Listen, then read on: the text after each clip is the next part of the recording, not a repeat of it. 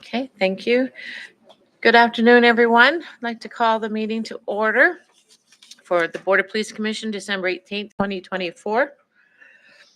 The Halifax Region Municipality is located in Mi'kma'ki, the ancestral and traditional lands of the Mi'kmaq people. The municipality acknowledges the peace and friendship treaties signed in this territory and recognizes that we are all treaty people. We will now proceed with the swearing in of Commissioner Tony Mancini. Solicitor Martin Ward will take that on.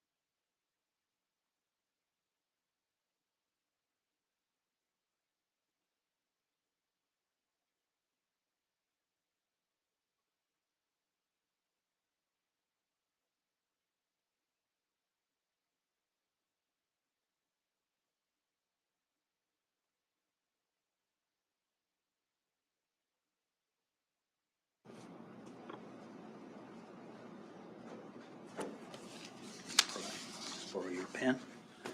Thank you.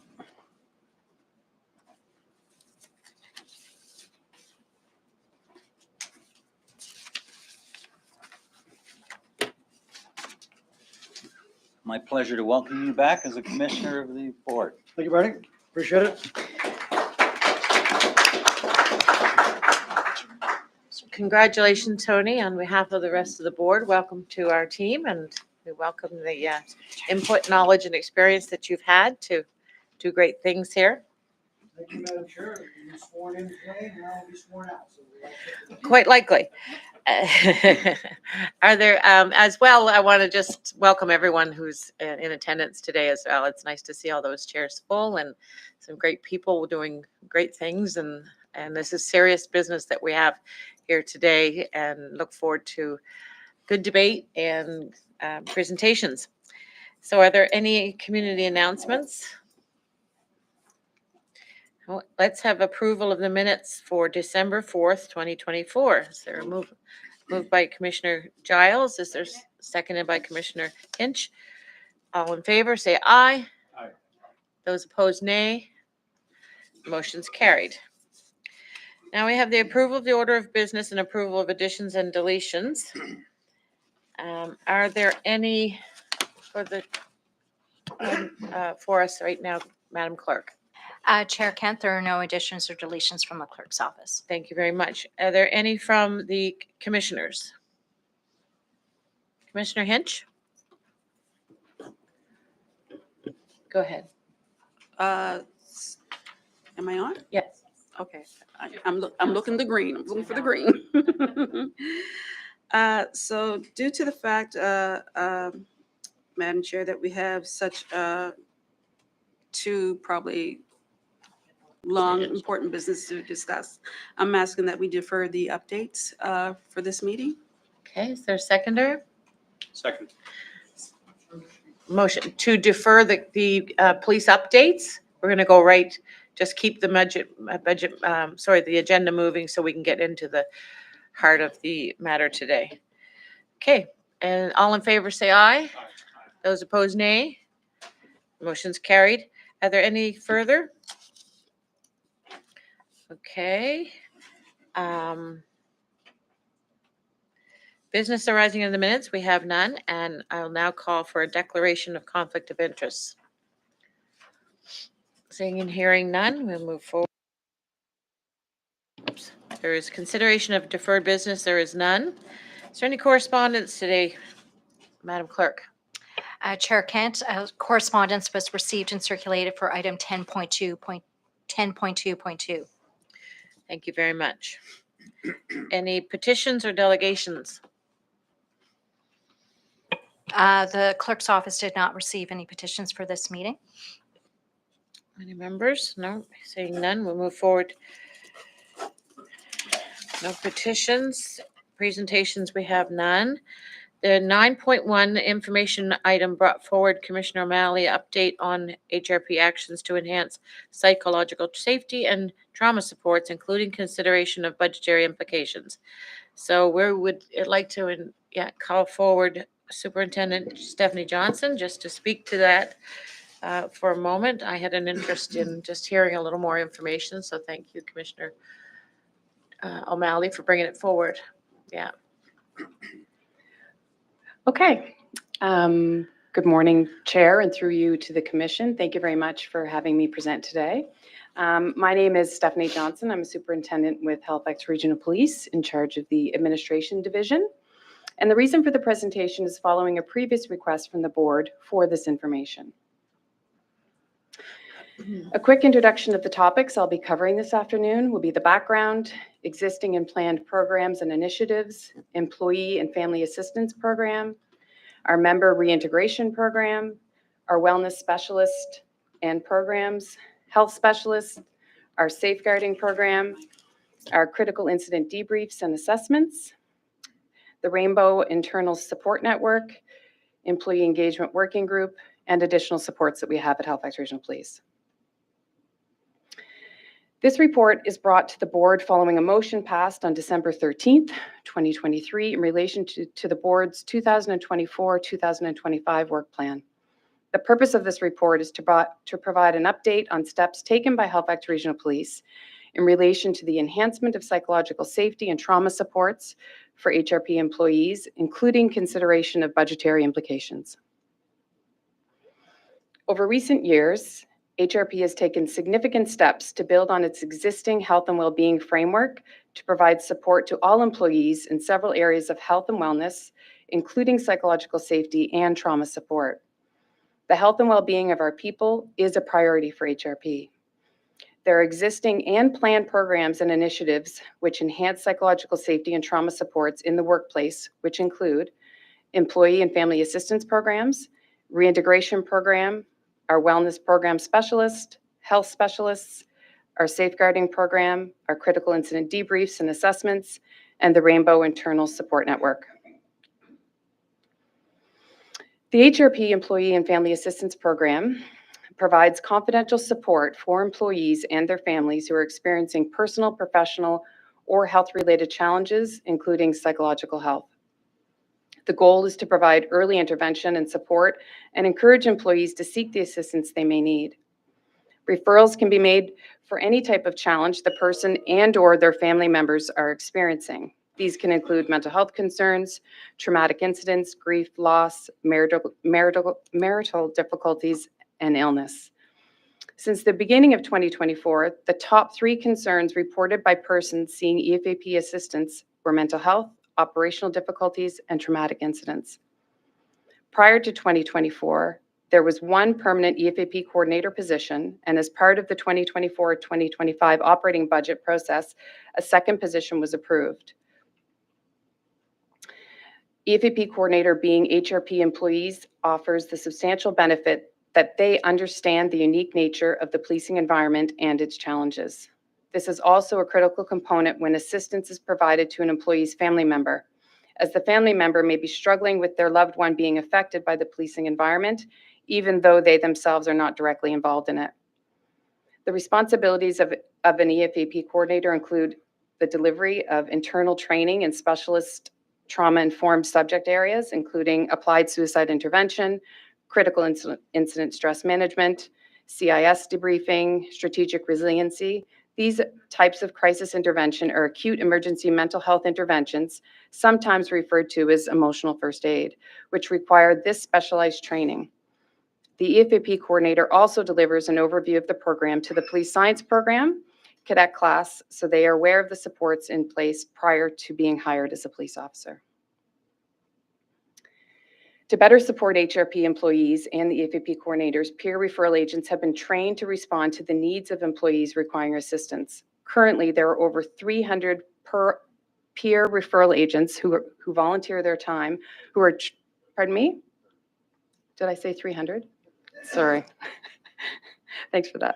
30 peer referral agents who are trained in key areas, including suicide intervention, CIS, and CIS debriefing. Peer referral agents are all HRP employees. They work on a volunteer basis, and some are on call 24/7. There is also a wait list of people who have expressed an interest in becoming a peer referral agent and are waiting for training. This figure shows the total annual referrals between 2014 and November 1st, 2024. As you can see, EFAP referrals have been steadily increasing. It's important to note that these figures only reflect the number of referrals made. They do not reflect the number of contacts that our EFAP referral agents make, which do not result in a referral, nor the work carried out post-referral, which can be extensive. I see this personally as a good thing that our members are reaching out. Some people may look at it as a negative, that it has increased, but it means that our membership are actually having confidence in our EFAP program and are getting the help that they need. In 2023, there were 142 EFAP referrals. 91 of those were made in relation to an employee and 51 in relation to an employee's family member. Families and relationships are a critical part of a person's support network, so it is important to recognize the role the EFAP plays in the wider support. The HRP Member Reintegration Program is a confidential, peer-driven, multifaceted program which provides support and training for members who have experienced a critical incident and those returning to work following an absence such as occupational stress injury, persistent psychological injury resulting from operational stress.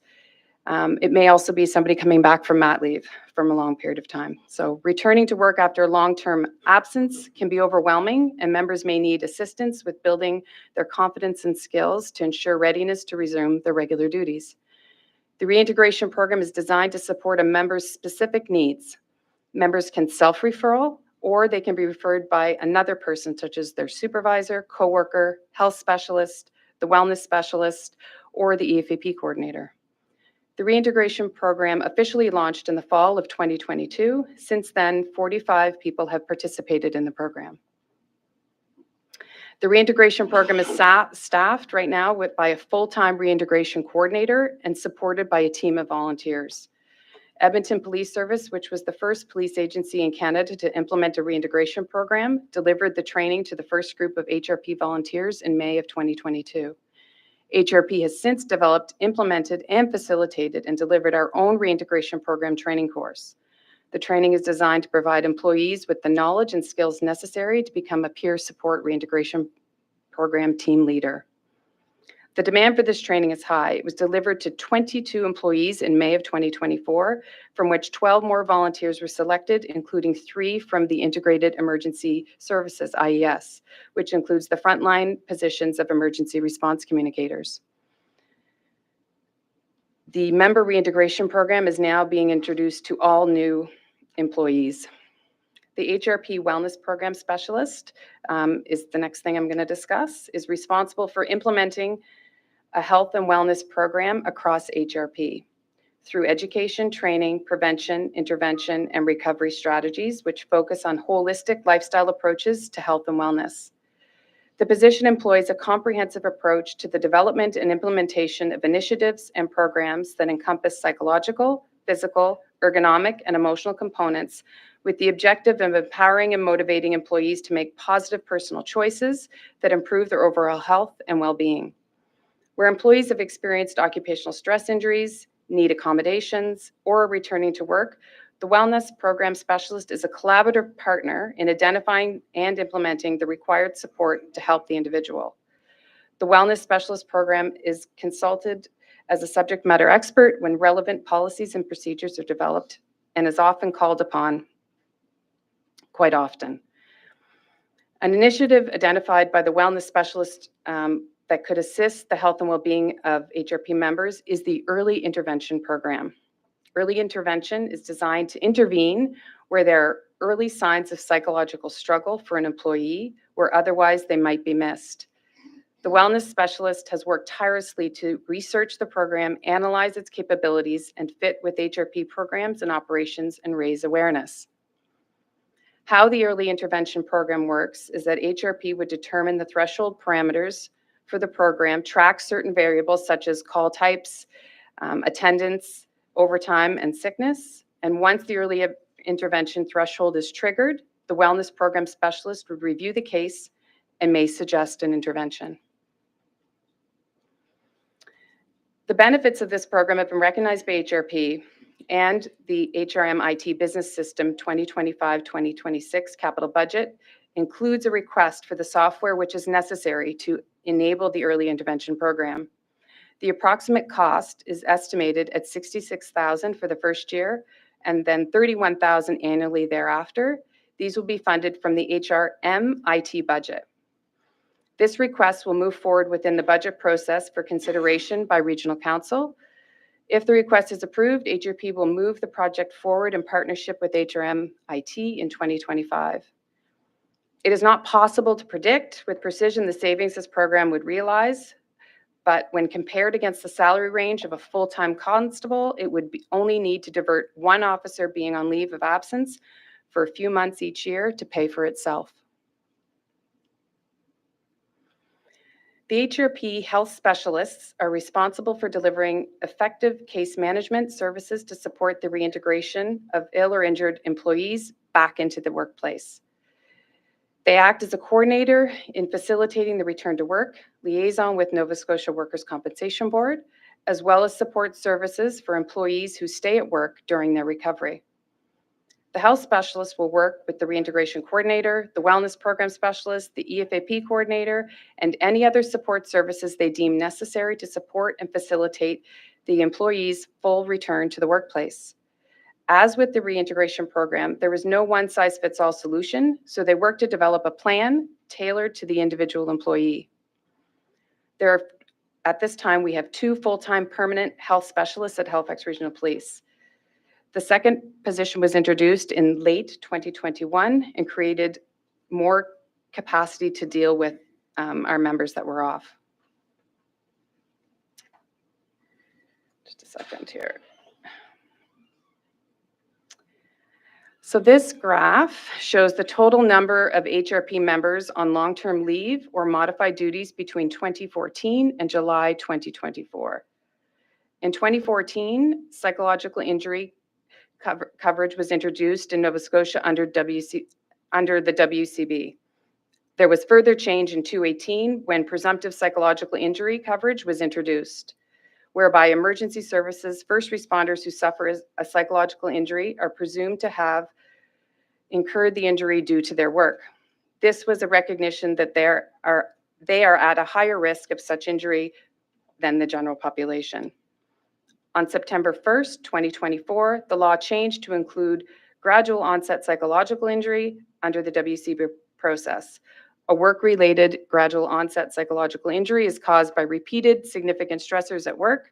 Most often, these kinds of injuries happen because of ongoing bullying or harassment in the workplace, and there are injuries that build up over time. For a claim to be accepted, there would have to be a clinical diagnosis that the injury is directly related to these repeated significant stressors within the workplace. Due to the recency of this introduction, it is too early to assess the impact of this legislative change on HRP, but the expectation is claims will be increasingly received as it becomes established. Our safeguarding program. There are certain positions within Halifax Regional Police which are at higher risk of significant and/or prolonged exposure to situations and material with an increased likelihood of having an adverse impact on the employees, such as child abuse, sex assault, or homicide investigations. These employees participate in an annual mandatory assessment with a psychologist to assess whether they are coping with the demands of the role and are safe to continue working in that position, or whether they may need additional supports or treatments such as counseling or a period of leave. HRP is currently exploring the expansion of this program to the patrol division through an initial pilot.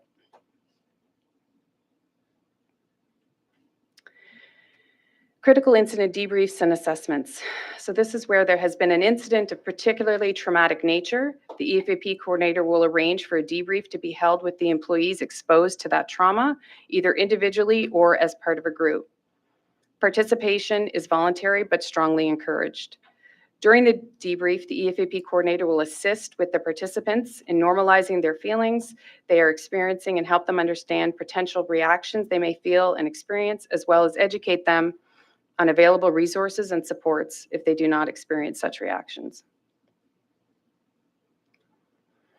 The exposures can take different forms, such as officers directly attending and witnessing the event, the call takers and dispatchers hearing and witnessing the event, or the phone call or on the radio, or the forensic identification members attending the scene to capture and document the forensic evidence. Psychological assessments are scheduled for 6 weeks post-incident and beyond.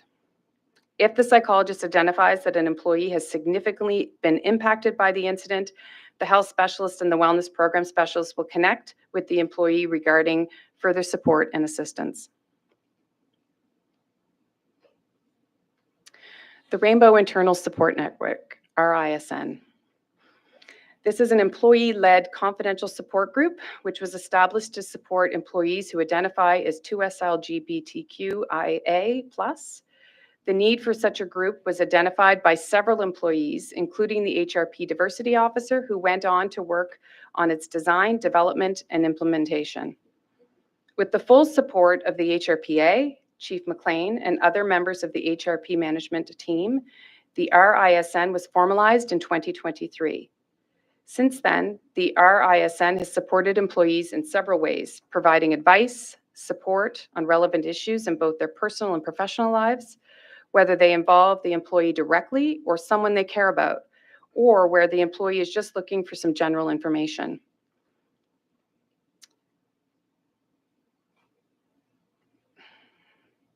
The RISN was heavily involved in training in this area, which was delivered to all employees and the management team during the annual HRP block training. The RISN is also there to bridge the gap between policing and community. Employees can contact the group at any time for advice on investigations, and the group has seen a significant level of outreach from officers. While there is no official measure of the impact from this, there is little doubt that this collaborative way of working will have positively contributed to policing operations and investigations. The RISN held its annual Pride Barbecue event at police headquarters on July 20th, 2024 during the Pride Week.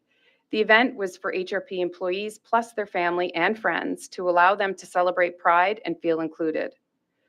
Another RISN initiative was the Rainbow Name Tag Project, whereby employees can wear a name tag with the rainbow symbol or a rainbow lanyard to show allyship to the community and its colleagues.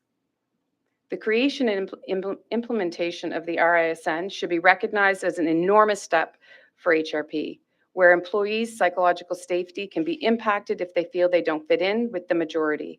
The RISN is a safe and inclusive and welcoming environment which provides support both personally and professionally. So our Employee Engagement Working Group. In January 2024, the Employee Engagement Working Group was reestablished and consists of committed volunteers who feel passionately about their colleagues and making the workplace better for them. The group meets monthly and has currently 24 members.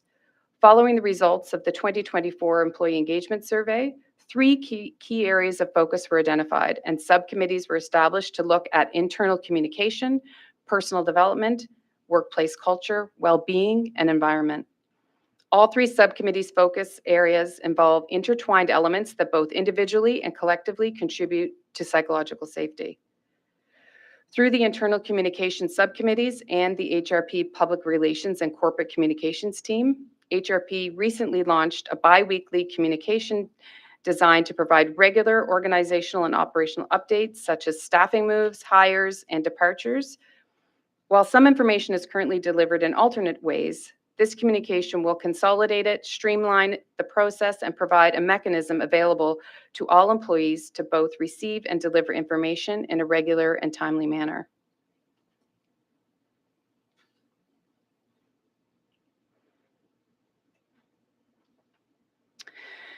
Additional supports that HRP has. So it also is important to note the HRM policies that are also in place. In April of 2024, the HRM respectful workplace and whistleblower policies were implemented. The purpose of the respectful workplace policy is to support the provision of the work environment where all persons are treated with respect, fairness, and dignity. The purpose of the whistleblower policy is to ensure those who bring forward concerns in good faith are protected from retaliation.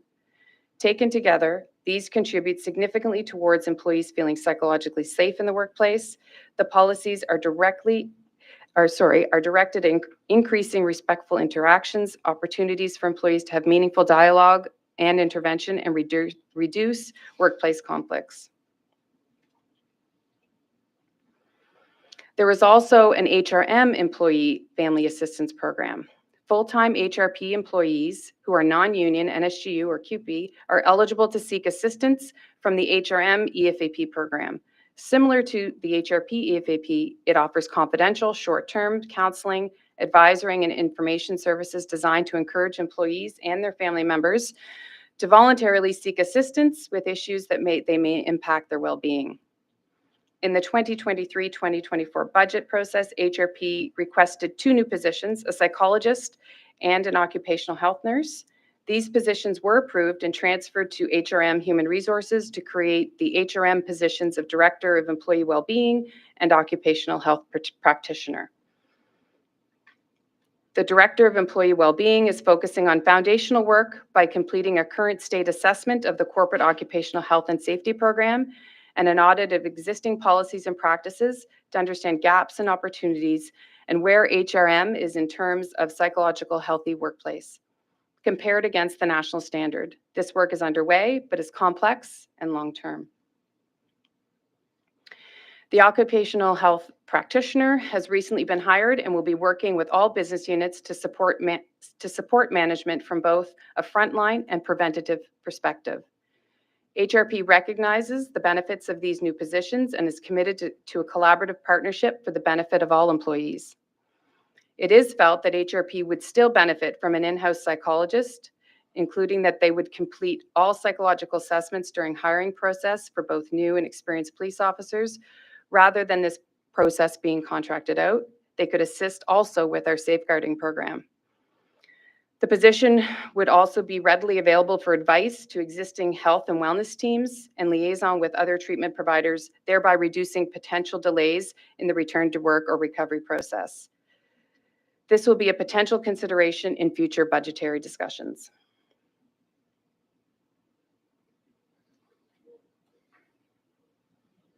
I'd be happy to take any questions that you have. Thank you, Superintendent. I appreciate that, and I know that the board members were. I have questions, but I'll go to commissioners first. Are there any? Commissioner O'Malley? Thank you. Just a few questions, just no particular order, kind of random. You mentioned that in, I guess it was the 2023 numbers, the total number of referrals, and I appreciate that.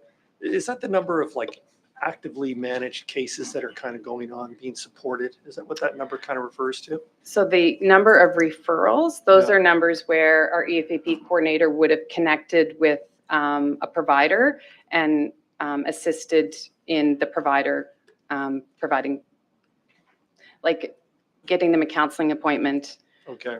an employee. So that's what each referral is considered. Okay. It doesn't mean that the EFAP members that are meeting with our members at fall-ins, that's not the context we're talking about. Okay.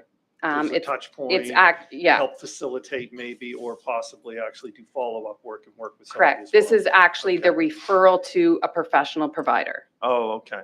Okay. And in that particular year, I think you said around, I was just doing the math, it was around over 60% were employees, and then the other 40% were family members. Mhm. Is that number kind of consistent with other programs in the country? Do we know? Like, that's a good utilization, I think. I mean, obviously, there's demand for the service, which is great that the service is there.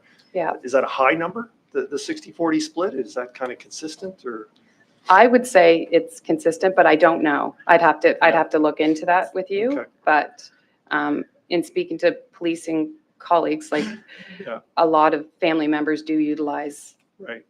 the programs. And in relation to that, of that breakdown, is there overlap in the families? Meaning that of the 40% of family members, their spouse might have been counted as one of the employees as well. And so.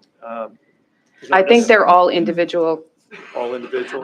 I'll have to get back to you on that, to be completely honest. I'm not. Just kind of curious as to the overlap. And my last question was, you mentioned, it's really about the supports. You said that in the 23-24 budget process, and I wasn't around, obviously, but that there were 2 new positions, I guess, approved by this group. And then that was a psychologist and an occupational health nurse. And then those were transferred to HRM, broader unit. So does that mean that there's now gaps in the service delivery capability of this group because those roles were moved over to broader HRM? Is that what I understood by that bullet? Well, we've never had those positions. So Right. to say that there is Oh, gaps, there are positions that we did want for HRP. They were put in our budget. But we understand that the greater good of HRM was. they were approved for hiring for HPD, but they didn't make it that far. They made it over to, So, Yeah. to the commissioner, from my recollection, it would have been approved through the board. yeah. And then when it went to council, there were changes made. So currently, there is a new position within HRM, Jason Slomwhite. Slomwhite, that has one of those positions, but he has a much more, broader, overreaching role, a good position, Yeah. in terms of how that was, used in a more, holistic way with HRM. But it didn't address the specifics Right. of what the initial ask had, intended. Okay. Just 2 last questions. More so Before about. we go to your last questions, and I think I'm going to just ask you to stop for now and Sure. come back. I think the CAO would like to speak to the transfer of those 2 positions. Thank Okay, you. thank you. Thank you. Yes, just for Commissioner O'Malley's knowledge, once the Board of Police Commissioners approves the draft budget for BOPC, it becomes part of HRM's corporate budget. And HRM Regional Council has to approve the budget and has to approve the tax rate. If the envelope of money they approve for Halifax Regional Police is different than what is reflected in the overall budget, then that comes from BOPC, then it goes back to HRP. With respect to the decision to establish the employee wellness group within corporate human resources, we were seeing requests that were coming from Halifax Regional Fire and Emergency and also Halifax Transit, some frontline service providers and emergency response providers, similarities from fire in particular, where we wanted to look at what programs and services we could get better economies of scale delivering corporately before we then get into what needed to be specialized in different business units. The other thing that has occurred this year is in August, the Workers' Compensation Board and the province did a review of workers' compensation in Nova Scotia and identified employers and groups of types of employees where there are longer durations of being off the job and more needs for psychological supports, for example. And we're starting some work with them to look at enhancing our wellness, mental health, and psychological supports for all of our employees. And if there is a need that isn't met corporately, then we'll be back to, this is the specialized approach we see for certain work groups. That was actually going to be one of my Thank you. 2 follow-up questions was the the opportunities for synergies, I guess, with other groups across government. In particular, I was going to ask about fire, if they had a similar program and whether you work together jointly. I guess my last question is. Okay, Commissioner O'Malley, I'm yeah. going to stop you there. Okay, I'm going to go to the other commissioners Sure. and then come back to you for a Okay. follow-up. Okay, thank you. thank you. Commissioner Mancini, please. Thank you, Madam Chair. Superintendent, thank you very much for the presentation. So I was really excited to see this on the agenda for my first agenda back to the Board of Police Commission because it's a topic that's very dear to my heart. Commissioner O'Malley, thank you for bringing this off the information report. I think as a rule, we should always have, anytime there's discussion of mental health, it should never be submitted as an information report. It should always be an agenda item for discussion, in my opinion. Lots of improvements since the last time I've had this conversation at the Board of Police Commission, staffing, program, software, all that you mentioned in your presentation. That's all fantastic. My first question is, once you have an officer that comes back to work and if they're off because of mental health issues, how do we determine that officer is fit to be back on the job? And B, what are the check-ins with that officer to make sure he or she is still not struggling? Well, in order for them to come back from work, they have to be medically cleared. So that's first step. So it's through our health specialists. They would have medical clearance from them. That would be the first thing. And they could either come back through a gradual return to work program, through our reintegration program, where there's exposures done back into the workplace. And it's sort of a collaborative team effort with their WCB provider or an occupational therapist through WCB, our reintegration program, and the health specialist. And they provide a very robust return to work back into the workplace. And there's check-ins throughout. And those check-ins, once they're back in the job, is it a period of time? Is it dependent on the officer and that officer's condition? How does that work? Well, I think the health specialist would check in with them, but this is also our reasoning for our early intervention program as well. So it's gonna get some of the people that we wouldn't get otherwise, right? There could be, a new officer that's been on the job a year and is doing a ton of overtime and is reporting to about 3 different supervisors, and not everybody is knowing how many suicides they've gone to. Right. And these thresholds will be caught, and we'll be able to identify that we've got or a member that has been to, say, 30 suicides in 7 months. Okay, we need to check in with that person. We may not be able to we may not have that information otherwise. I still have time. You do? Are we doing, looking at the chief here, are we doing everything we possibly can? I mean, we've improved, we've added things, it's fantastic. But, when I speak to your officers, and I do speak to your officers on a regular basis, Commissioner O'Malley, you asked about the fire department. So since I've been elected in 2016, we've had 4 firefighters take their own life, and recently we had one of your officers take their own life. And, we ask our officers to do work that most of us that are not wearing the uniform would not do. And when I speak to them, there's still that gap for that inpatient care. So, I look at our colleagues, the RCMP, they have their programs now. They have a program even locally here in Nova Scotia and in New Brunswick. Don, what's it called? It's called the, do you remember that program is called? Anyhow, it's customized for military and for first responders, and they're getting that specialized care. When it comes to our officers and our firefighters, going back to Commissioner O'Malley asking about the other services, there is a gap. So what happens if that officer needs that more inpatient care that doesn't exist here, that does exist in Toronto, it's in Vancouver, it's in the States? Are we able to send that officer if they need it to there?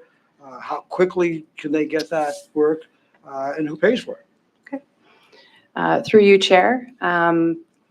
So HRP is insured by WCB. So if it's a workplace injury that has caused the member to be off, it's WCB that is working with providers, and those providers are deciding the care that our members get, whether that's interim, long-term, short-term, what kind of care that is. It's not HRP that decides the care that they get. I'll come back. I'm Thank almost out you. of time. I'll come- Yeah. Put me on the list a second time, Madam I Chair. will. Thank you. Commissioner Akindoju. Thank you very much for a wonderful presentation. My question is simply on impact ratio. Because we're going to be talking about the budget later today. What percentage of long-term, there was a slide, which I thought was the most important slide for me. What percentage of long-term leave or modified duties, what's the percentage of those on leave based on modified duty or long-term sickness and versus the number of active staff? And that percentage is really important to me. I don't have that with me today. Can we request for that percentage? It's so important because we're going to be talking about that in the budget. Thank you, Commissioner O'Malley. Back on.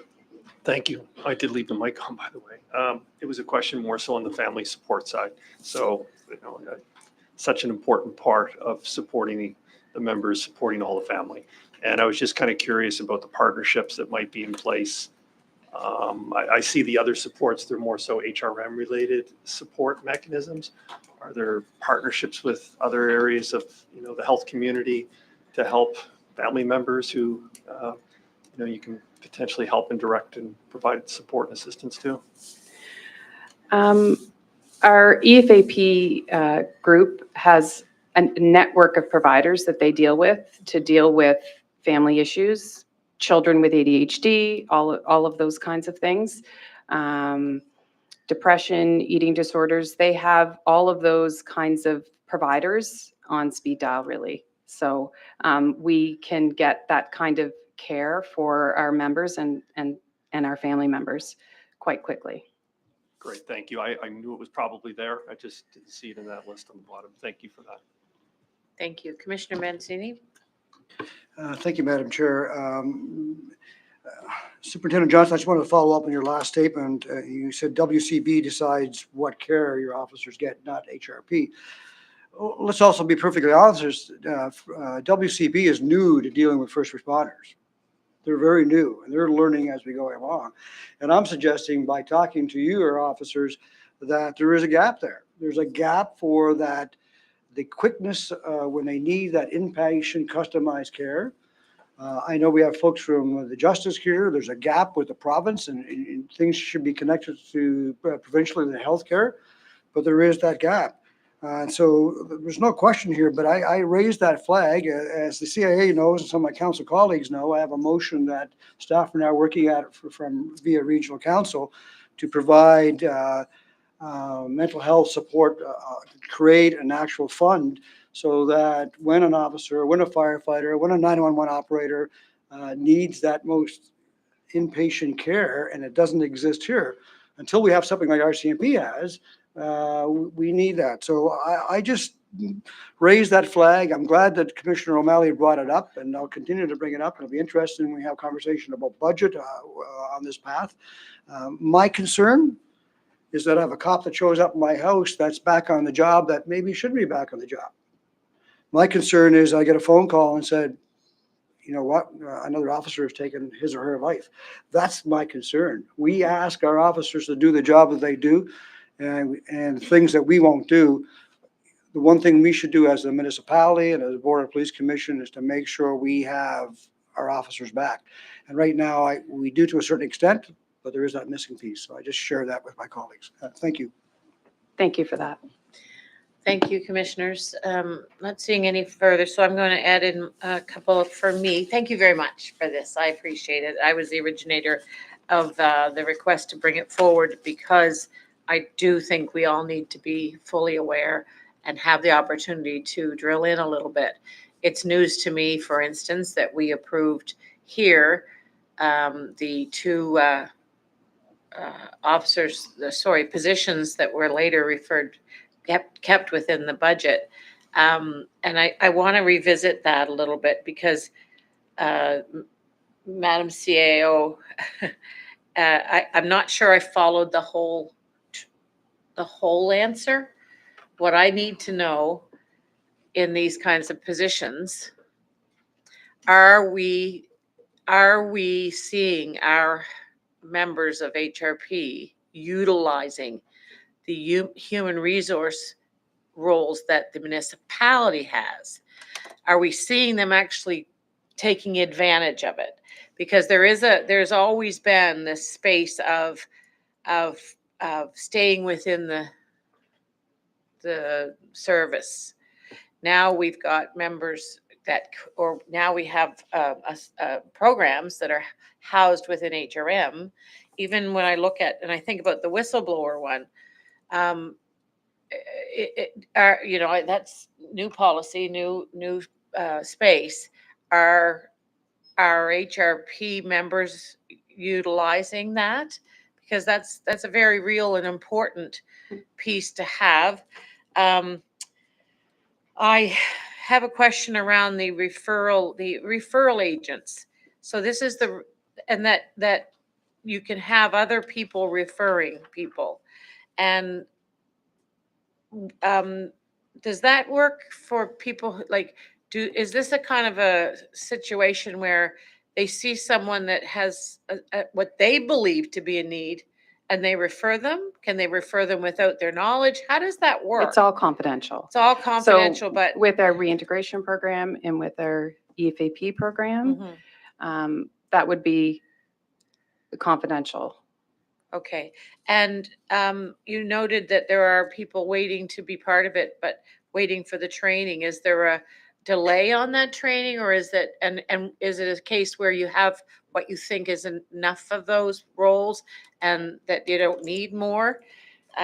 So that's the last question I have is under the Rainbow Internal Support Network, the employee engagement piece, is that all within that, or was that separate? Separate. Yeah, so the employee engagement working group, Mhm. it sounds like a large number of people, which is good in some cases.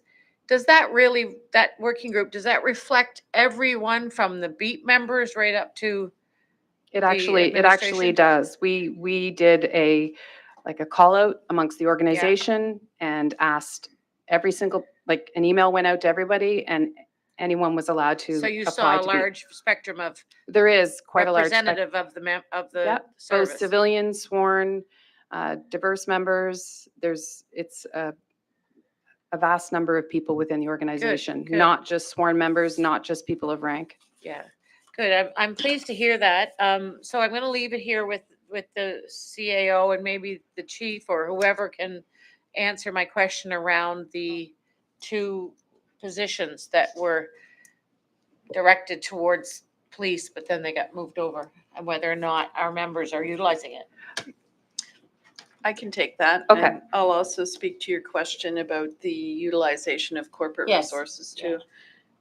So my recollection is when the HRP budget came forward, it got moved to the budget adjustment list. And then when that report came back to council with the recommendations on how to deal with the things that were on the budget adjustment list, that's when it got approved Did it? to be funded, but moved to human resources. I can search out the date and link to that Yeah, that's report fine. and send it to the clerk's office to circulate to the Board of Police Commissioners, just to confirm that. With respect to utilization of corporate resources, so the whistleblower policy that came into effect April 1, the contracted independent service provider has been secured now. And the implementation of that service will occur in January. So we won't have stats on HRP or any other business unit utilization for another year. Okay. But I can tell you that HRP was using the predecessor to the whistleblower policy, which was the CAO hotline. The occupational health specialist has been hired, a lot of the work there really won't commence till next year either, because a good part of this year was consulting with other jurisdictions and with specialists really to figure out what was the right job description, what was the right skill set for that individual. The employee engagement survey and employee engagement, the corporate employee engagement survey was done this fall, and the results will go to council in the new year. But I'm pleased to report that I think the highest participation rate of any business unit was Halifax Regional Police. Now, I don't know whether that's a good sign or a bad sign, but people are completing the survey, so that's a good thing. And finally, in terms of deployment of corporate resources, I will say that during the last year to year and a half, there has been a significant investment in corporate resources to support HRP people-related issues that didn't exist before, including partial secondment of one individual to work with HRP on workplace harassment review and a sexual harassment piece of work, which took several months, and there was action plans coming out of that too. So there has been a real deployment of corporate resources to support HRP over the last year to a year and a half. Okay, thank you very much. Seeing no further requests for comments, Can I just we'll make a- just, can oh I yeah, just make a comment? yes. In relation to Commissioner Akindojo's question, if you actually, you have a detailed budget booklet in front of you. Mhm. On page 23, and I think it's hard to see. Just a second, I'll bring it up. I accept it. But, There it is, yeah. So that would lay out the number of officers on leave at a particular time. So if you averaged out for the course of 24, it's about 16%, modified and long-term leave.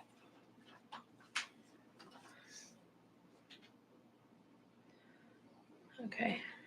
Thank you very, very much. That's why I said we will have to refer back to this when we get to the budget. Yeah. Very, very important. Thank you. Appreciate Okay, it. thank you, Superintendent. Appreciate it. Thank you. So Now moving to 10, which is round up. reports and discussions. 10.1 has been deferred. 10.2, staff, Halifax Regional Police proposed 2025-26 operating budgets, and we will receive our report here from you in PowerPoint. Chief McLean? Yes, indeed.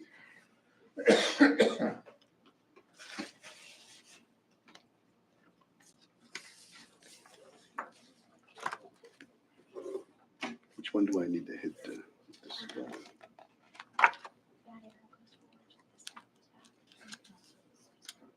Okay, it's not on. Oh, okay.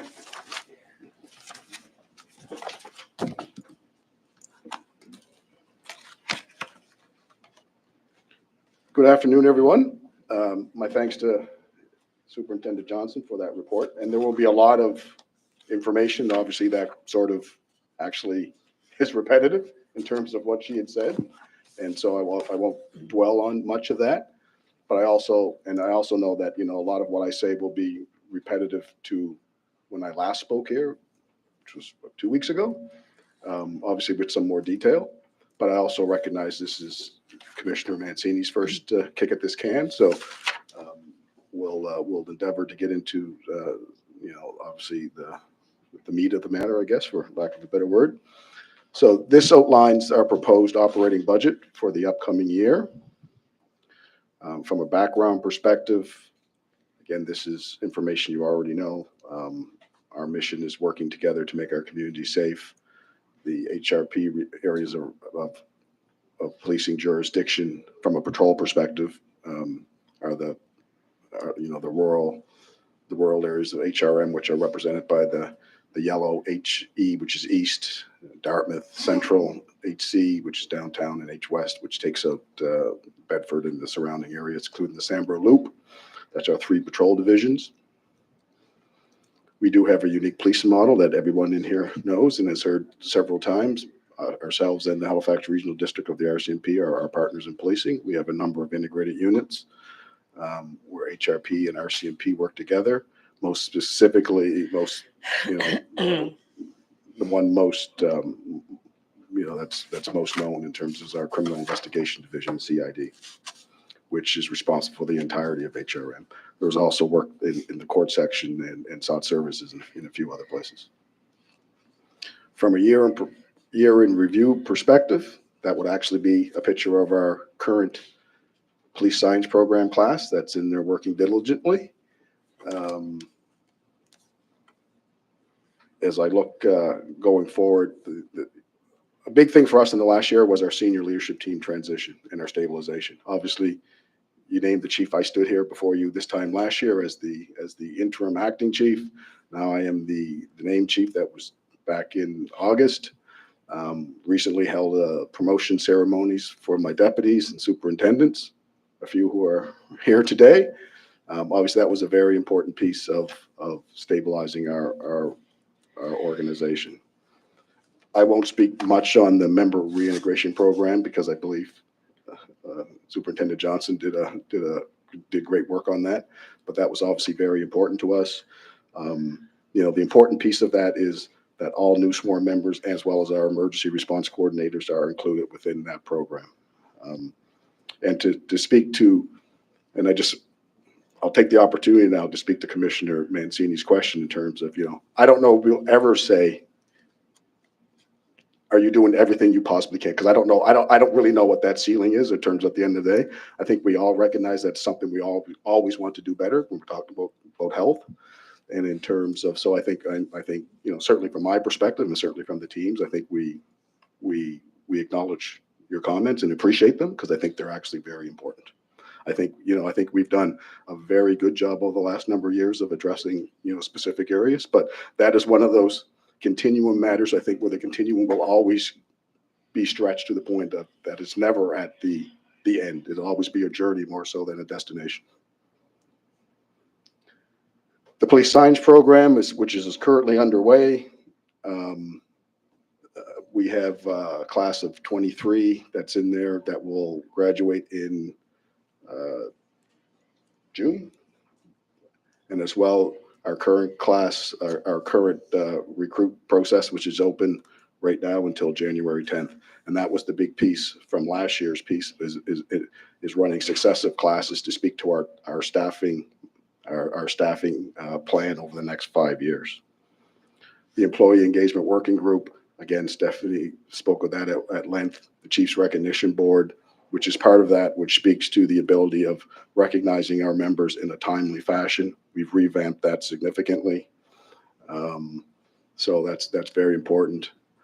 And as well, the Rainbow Internal Support Network, which she spoke of, which I take, no pun intended, a lot of pride in terms of the work that they do in terms of them coming together and doing actually great work, not just for our own members, but in the community as well. And that's something that I think is very important. And as well, in the last year, we hosted the CACP conference for the first time in a number of years, which I can tell you from talking to my colleagues across the country was a rousing success, which I think we can attribute to many of the volunteers and the people within Halifax that work to make that happen. The next few slides will talk about some of the operational pressures that are currently and will continue to face us. Recruitment and retention continues to be a challenge for police agencies across the country. I believe I was in one of these meetings not long ago when someone asked about, I heard Calgary was on the radio saying they would be here. That's the reality of policing in Canada now, in terms of it's a competitive environment. Between January 1st and December 2nd of this year, we've hired 12 experienced police officers from across the country. Part of our program and part of working with HRM HR in terms of developing a very tailored program and campaign to try to bring people back to Nova Scotia and from a policing perspective. And I think it's been successful, and we will continue to do that. As I say, we were planning to run our internal cadet classes for the next 5 years on a yearly basis. Previously, we would have had gaps of up to a year and a half delay. Our plan now is to run them almost successive after the next one's over, with a little bit of lead time in terms of getting things together. But I can tell you that this, the application process we have right now runs until January 10th. I believe we're just short of 300 applicants with another month to go in a bit. So I think we're well in where we should be in terms of doing that process. So my thanks to Superintendent Johnson and her team and the recruiting team that's very diligent in the work that they do in that particular area. As I said before, you can't have a presentation in front of the board or council without someone talking about the operational pressures of a growing population in HRM. We know that to be the reality. We are a vibrant, diverse municipality. We're experiencing growth. We also know from an HRM perspective of the rural, of the urban environment, in terms of, we are a home to schools, students, hospitals, military, that entertainment visitors. That is the reality of policing in the urban environment within HRM. And as well, there are many developments across the municipality and planned projects going on within HRP's jurisdiction. I remember, and I'll refer again to Commissioner Mancini, where we sat down with a local major developer not too long ago that laid out his plans in terms, particularly in the East Division. It was significant in terms of what that will look like over the next few years in terms of population growth and development. This is the slide, I think, that is consistent across HRM in terms of what we're looking at from a population perspective. The population forecast for HRM within the next years is to surpass 500,000 people. This is an interesting slide because it looks at developments within HRP's area in terms of 50+ units. And what we see is many planned developments within HRM over the next period of time, similar to what I just spoke of with the commissioner in terms of, so urban growth is a reality within HRM's future. Other operational pressures, event resourcing. And this was a topic of considerable discussion when the CACP was here in terms of dealing with events, protests, demonstrations that have occurred in a Canadian landscape across the environment. We know what happens elsewhere affects us here. We know we've had profound impacts in relation to international conflicts, which have been reflected in our communities and our streets. I don't know if that's ever going to slow down in terms of going forward, but it's obviously something that we have to be mindful of. And I think that, we've done a particularly good job over the last year of actually in the ability to deal with that. But I can tell you that from, the Canadian chiefs talk about at certain point, the unsustainability of some of it, as it continues to grow. At the end of the day, we are responsible to our local communities, and we are responsible to the safety of everyone that's within our communities. So some key facts and figures. We have 565 authorized police positions, 202 authorized civilian positions. That is reflective of the transfer of some bodies in terms of community safety and as well over into HRMIT. IES, which is responsible for taking all the calls within HRM, including us in the RCMP, answer approximately 300,000 calls per year. And our officers are dispatched to approximately 100,000 calls a year, which is relatively consistent over a period of time. Our operating budget for the year that we're in now was just over $98 million.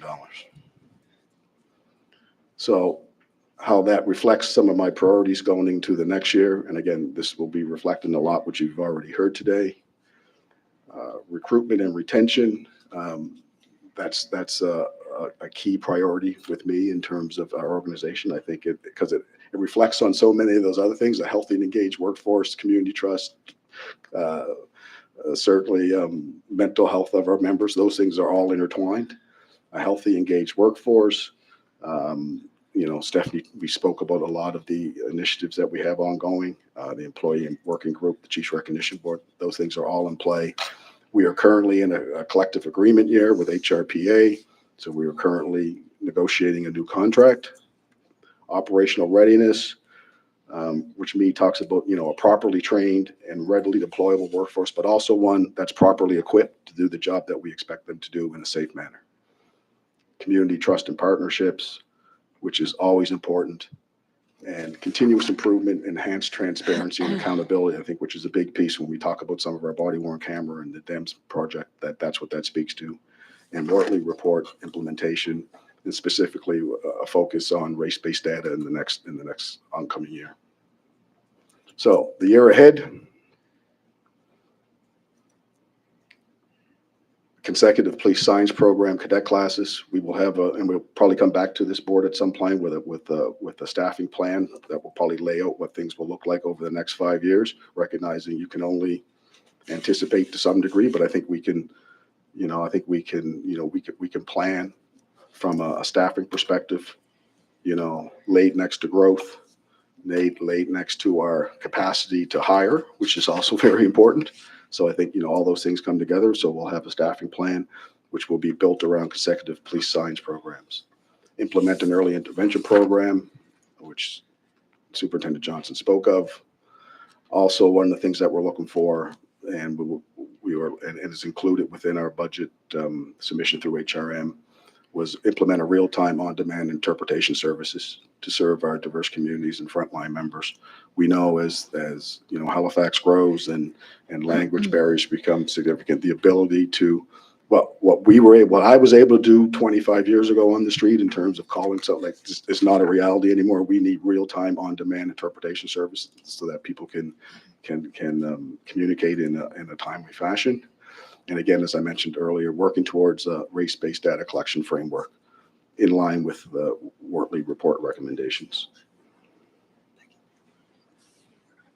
The year ahead speaks to procuring and implementing a digital evidence management system, which we call DEMS. Education piece. Sorry, I was just clarifying something for a member. I didn't realize my mic was on. I thought I was getting feedback myself. I was like, all right, all good.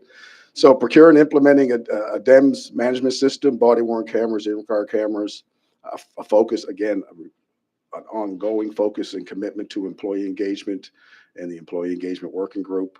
And I can say to, I believe it was Commissioner Mancini or was it Commissioner O'Malley in terms of, I happened to walk in, last week I was doing, I was in Santa mode, so I was going around. We were judging offices around HRP for Christmas, and there was some significant work done in some of those offices in terms of we had to go about seven locations, and we happened to, upon going through, I happened to come across the employee engagement working group was actually having a meeting over in IES. And it was important to have it over in IES because it allowed IES to be part of it. And I can tell you that, it was a big room with a very diverse representative of the organization, from frontline, union, management, civilian, like really important, like really representative of what the organization is. And I think that's actually, they've done an excellent job, I think, in terms of that employee engagement working group. We're also looking at reimagining some of the community relations and crime prevention unit programs, which is obviously very important, and in line with, with the board's priorities, continuing work on our HRP policy manual and making it much more user-friendly and accessible. So now we get to some numbers. So for a financial summary piece, as I said, our current budget was 98 million, just over 98 million, which was made up of 103 million in compensation costs, less revenue and recoveries of over $13.5 million, and non-compensation operating costs at $8.5 million. As we look into this operating budget, we take in consideration some of the following requirements. Obviously, there's contractual related pressures in areas of compensation, external service provider, facility leases, things that just cost more now than they did before. Rising costs of existing goods, uniforms, our recruiting campaign in terms of, being to run a robust recruiting campaign to attract people from across the country had a financial cost on it. evolving pressures related to existing services in terms of accountability, safety, demographics, and our adjustments to revenue opportunities and cost recoveries based on what we believe to be our previous year's experience and future expectations. So this year, our proposed operating budget would be $101,255,000, which is an increase of $3.2 million for a total addition of a 3.3% increase from over our last budget. Total expenditures at 114, and service enhancements, which would be new positions, which I'll speak to certainly, about $500,000 for this next coming year. Our revenue recoveries at 13 million leads to the net total of 101,255. Without the proposed service enhancements, which I'll speak to very shortly, that proposed operating budget would be just over 100 million, which would be an increase of 2.7 million and a 2.8% increase over this next period. Our proposed service enhancements that I spoke of when I was last here speaks to those positions in front of you. As I noted, these are all civilian positions.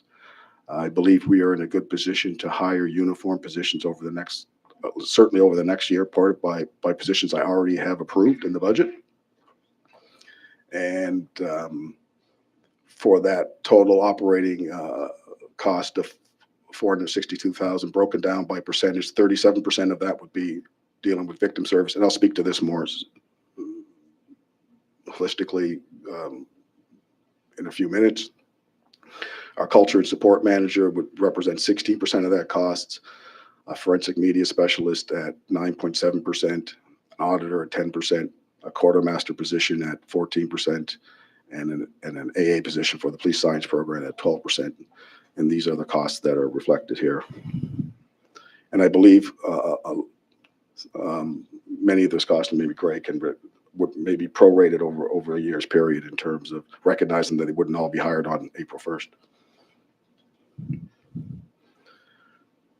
I'll also speak a bit about our digital evidence management system, which is related to body-worn cameras and in-car cameras. We've had lots of discussions about that. I know we've had presentations in front of the board, and certainly we'll come back with more in-depth presentations if that's something that the board wishes for in the future, which I would expect.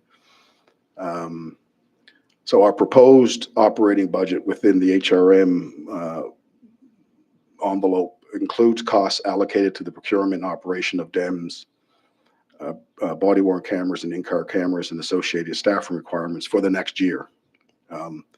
This includes a secure cloud-based solution for storing, managing, and sharing digital evidence, and getting into the procurement of both body-worn cameras and in-car cameras as tools to capture digital evidence.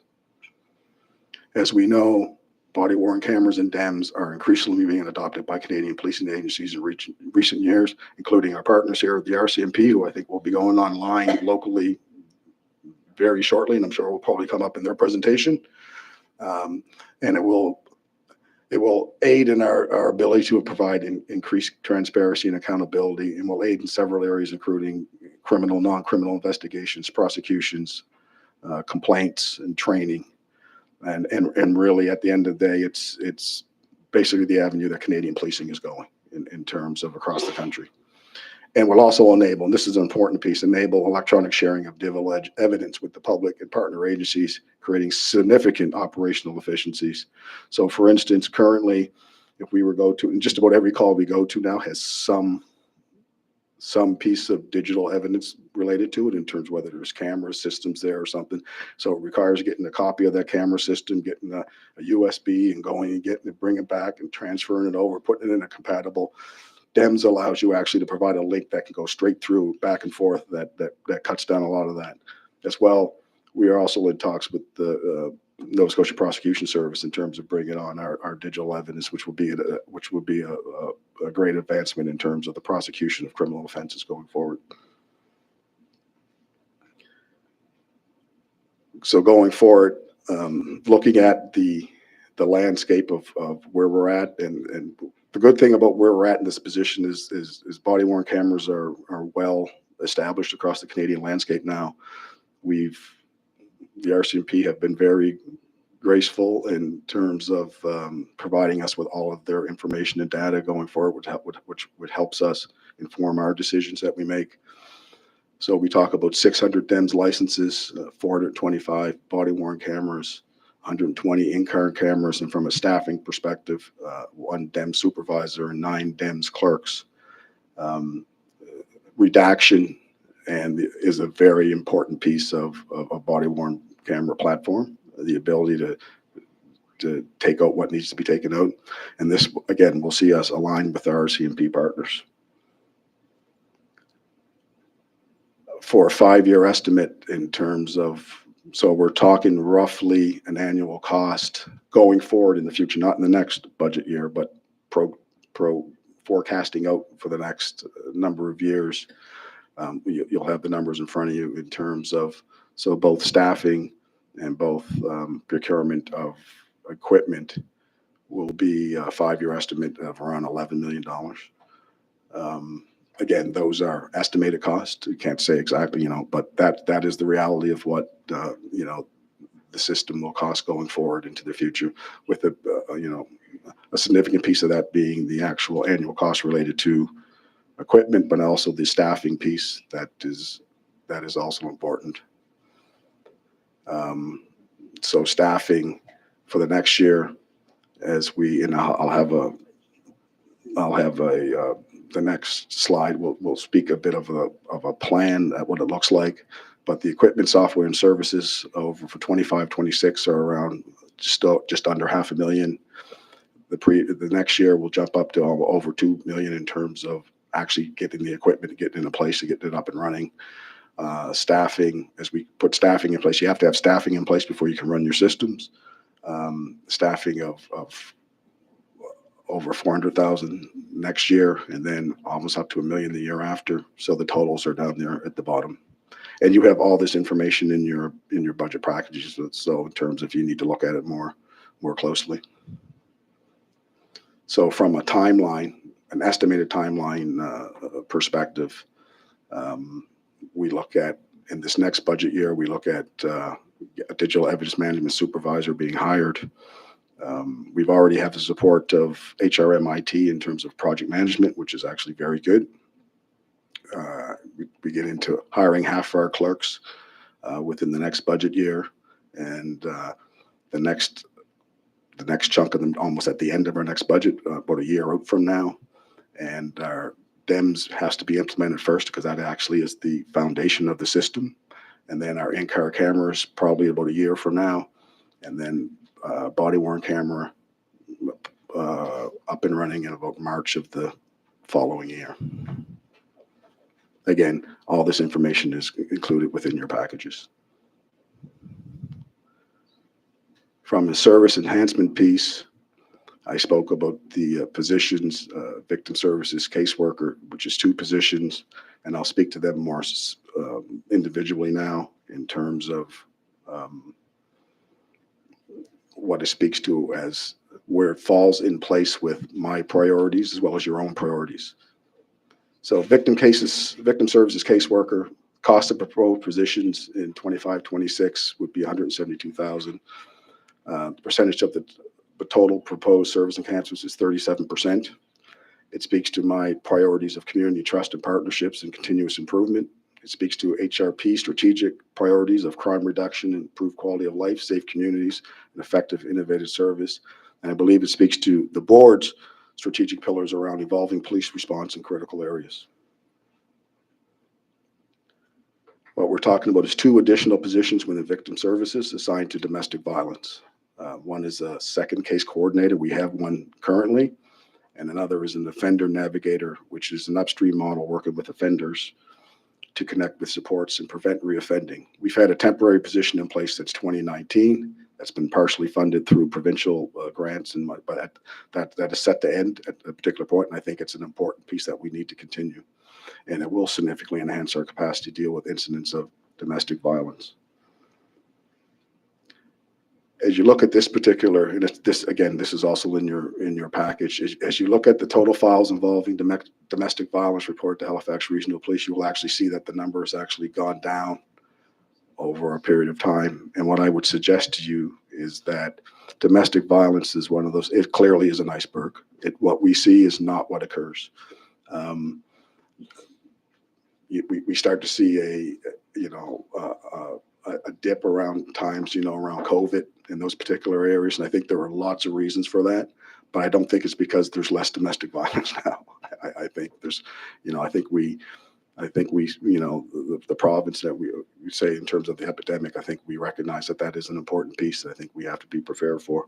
This next slide will actually show the number of high-risk files, which has gone down a little bit over the next little period of time with a high during COVID, but also we see a rise in the critical development piece.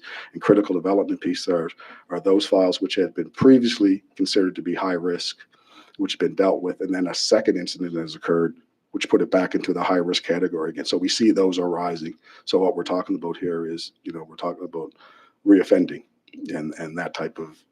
I think we all recognize that, domestic violence victims those are very important pieces of the work that we do.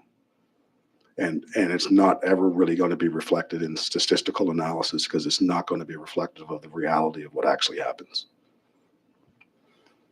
A culture and support manager, which is 16% of the ask, a cost of $75,000 in the next budget, which will go up the next year, speaks to my priorities of a healthy, engaged workforce in recruitment and retention. Speaks to HRP strategic priorities around effective and innovative police service, and it speaks to the board's strategic priorities around adaptation and in evolving and ensuring police service has necessary policies, tools, and resources to ensure the health and safety of the public now and into the future. Superintendent Johnson spoke about this, I believe, at some length. Like, this is a new position, a civilian position, which will bring together to manage the following positions, all of which she spoke of: employee and family assistance, wellness, reintegration, safeguarding, early intervention.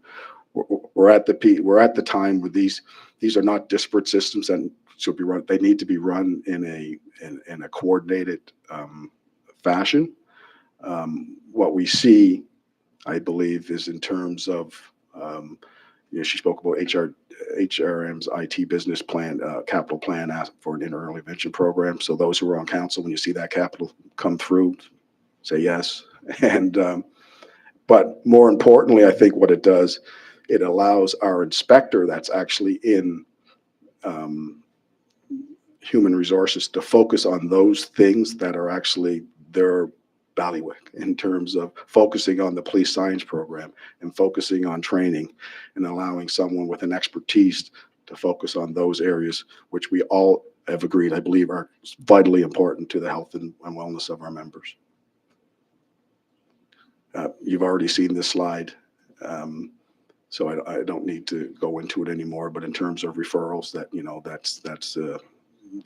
that's the reality upon which we live, and I think that, and again, that number would probably be minuscule in terms of the amount of contacts that are actually made through EFP referrals and referral agents in terms on an almost daily basis.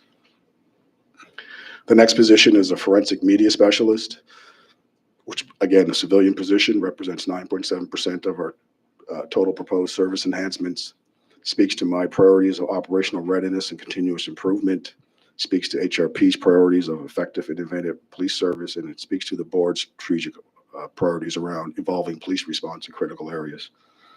So what this position would be a new position within the Integrated Criminal Investigation Division, which is responsible for investigating major events such as homicides and those type of things. What we have seen is advancements in technology have seen a significant increase in the volume, quality, and availability of public and private media, particularly video. We do not have a major incident occurs now in which there is not a proliferation of media that needs to be addressed. And I think that these media greatly assist our investigations by enabling investigators to track persons, vehicles. It's vital. It's vital to police investigations in the current reality. This is a new position required to just coordinate the collection, viewing, organizing, and storage of media of major investigations. Responsible, as what we say, is telling the story through combined video footage and other types of media, 911 calls, still images, but someone with an expertise that allows what's currently being have is our investigators and our detectives are spending an inordinate amount of time doing these type of things when they should be actually out tracking down suspects and interviewing involved persons and that side, and actually doing the police work piece. This is really what, this is when we talk about what detasking the police is, that this is an example of detasking the police from actually, police members from doing tasks which other people are better suited at. The auditor position, again, a civilian position, the costs are up there. 10% of our total proposed service enhancements speaks to my priorities around continuous improvement, transparency, accountability, and effective and innovative police service, and I think speaks to the board's priorities around evolving police response in critical areas. We have a sergeant in an audit position. It's not a good use of a sergeant. Which would allow the sergeant position to be redeployed within HRP for other areas, which I think are more important. And a civilian auditor would bring existing training, skills, expertise, and experience to do the audit function that is required. The province has very recently stood up their public safety audited function, so I think that's in line with what we're going to see through the province. It speaks to improved transparency and accountability, and will provide much support to the HRP policy manual refresh project. The quartermaster position, again, civilian, 14.5% of my total proposed service enhancements, speaks to operational readiness, speaks to an effective, innovative police service, and to the board's priorities around to adapt. The quartermaster is responsible for ordering, receipts, distribution of clothing, equipment, and supplies.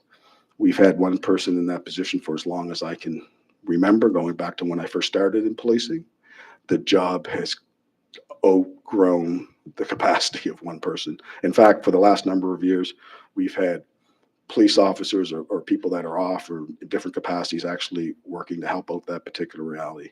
I can tell you it is critically required to increase our capacity and resiliency within this critical function. With a growing workforce and demands around time and procurement processes, and it is leading to an unsustainable demand. And I can tell you the ability to get equipment and supplies and uniforms to people is a police morale issue. It's one of the things that needs to be addressed in terms of getting that stuff to our members in a timely fashion. And I believe lastly, the administrative assistant for the police science program, we probably talked about this last year, I think at one point. Again, civilian position, 12% of our total proposed service speaks to operational readiness, recruitment, retention, and to the HRPs and the board's priorities as seen above. The commitment to run successive police classes is a lot of work, I guess, quite simply. We've built capacity from the policing perspective. We added a new sergeant. We added constable positions, which the board and council both agreed to last year. Now we need a cost-effective solution to address this significant amount of administrative support required to run a police science class almost on a year-round basis. Because what we're having now is we're seeing the new positions of our police officers are actually doing administrative work to be able to keep the police class up and going. So that's really what this is about. This is about supporting consecutive classes. And I'll just say that, at the end of the day, as we know, HRM is growing. The Halifax Regional Police will need to grow with it in strategic and smart ways. I think we're positioned right now from a sworn position to be able to add bodies from a part of our staffing plan over the next period of time. We need to build up some of the civilian capacity to deal with some of those other issues, which I think are just as important to the running of the operation.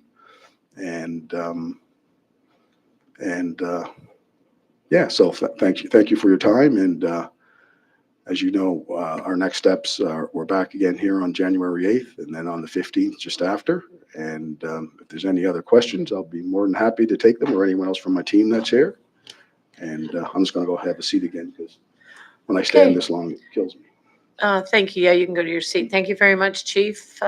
Just to be clear, so everyone's clear, there's no decision-making today. Excuse me, this is our opportunity to dive a little deeper into the ask that was overviewed in the last meeting. I want to say that how pleased I am to see the report in such depth. We've never had, certainly not in the last 4 years, had never had the depth of information that we have today. And I know we've been asking for it, so I just want to commend you and your team for stepping up and getting that to us. I have some further comments, but I'm going to ask for folks to identify if they have a speaking list. I have Yemi and Gavin at this point, Commissioner Mancini, Commissioner O'Malley. Okay, so let's start with Commissioner Akindojo. My chair, I'm a very, very polite person. I would have just said you stole from my words. I couldn't thank you more for the presentation. This is my very first time in the last 3 years that I've seen this level of detail, transparency. I will use the word assumed accuracy. So I thank you. I also thank you because at the end of the day, I'll be asking you to autograph this for me.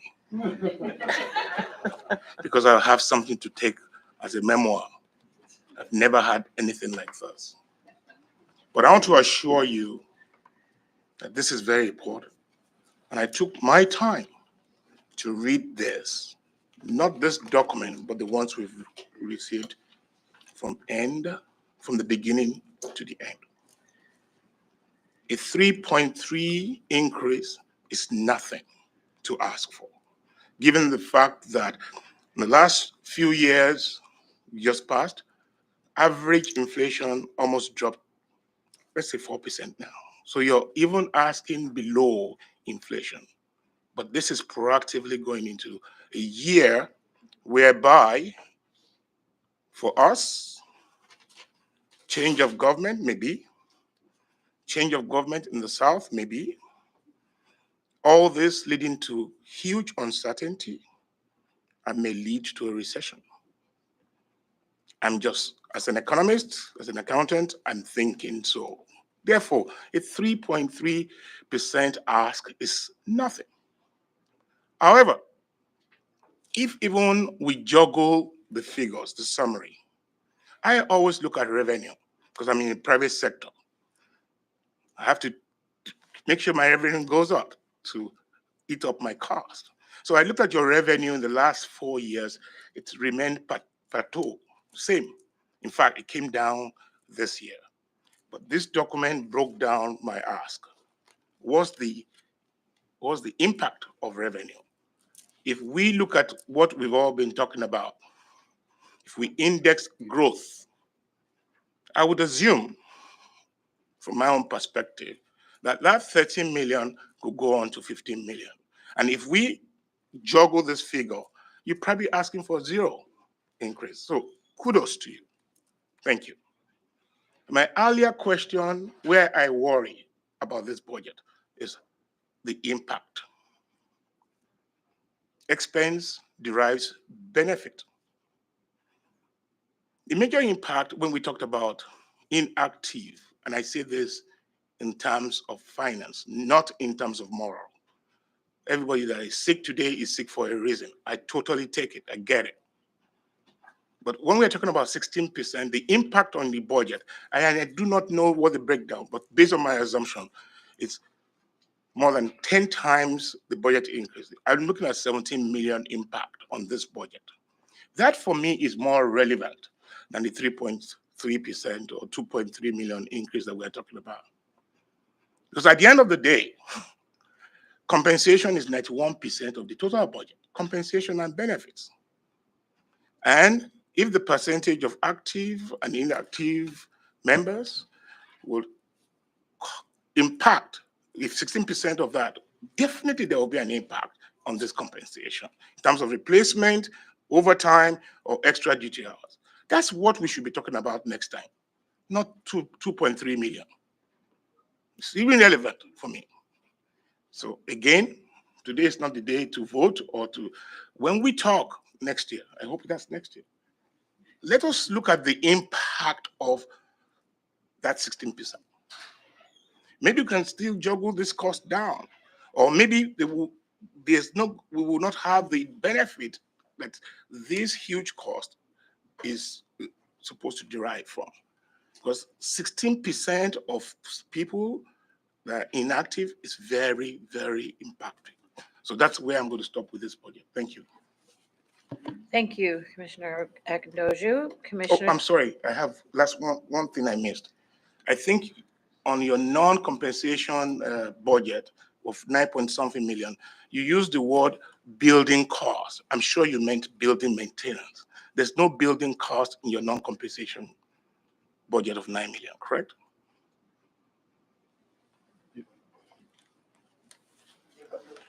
Yeah. can you clarify that a little bit? Yes, thank you.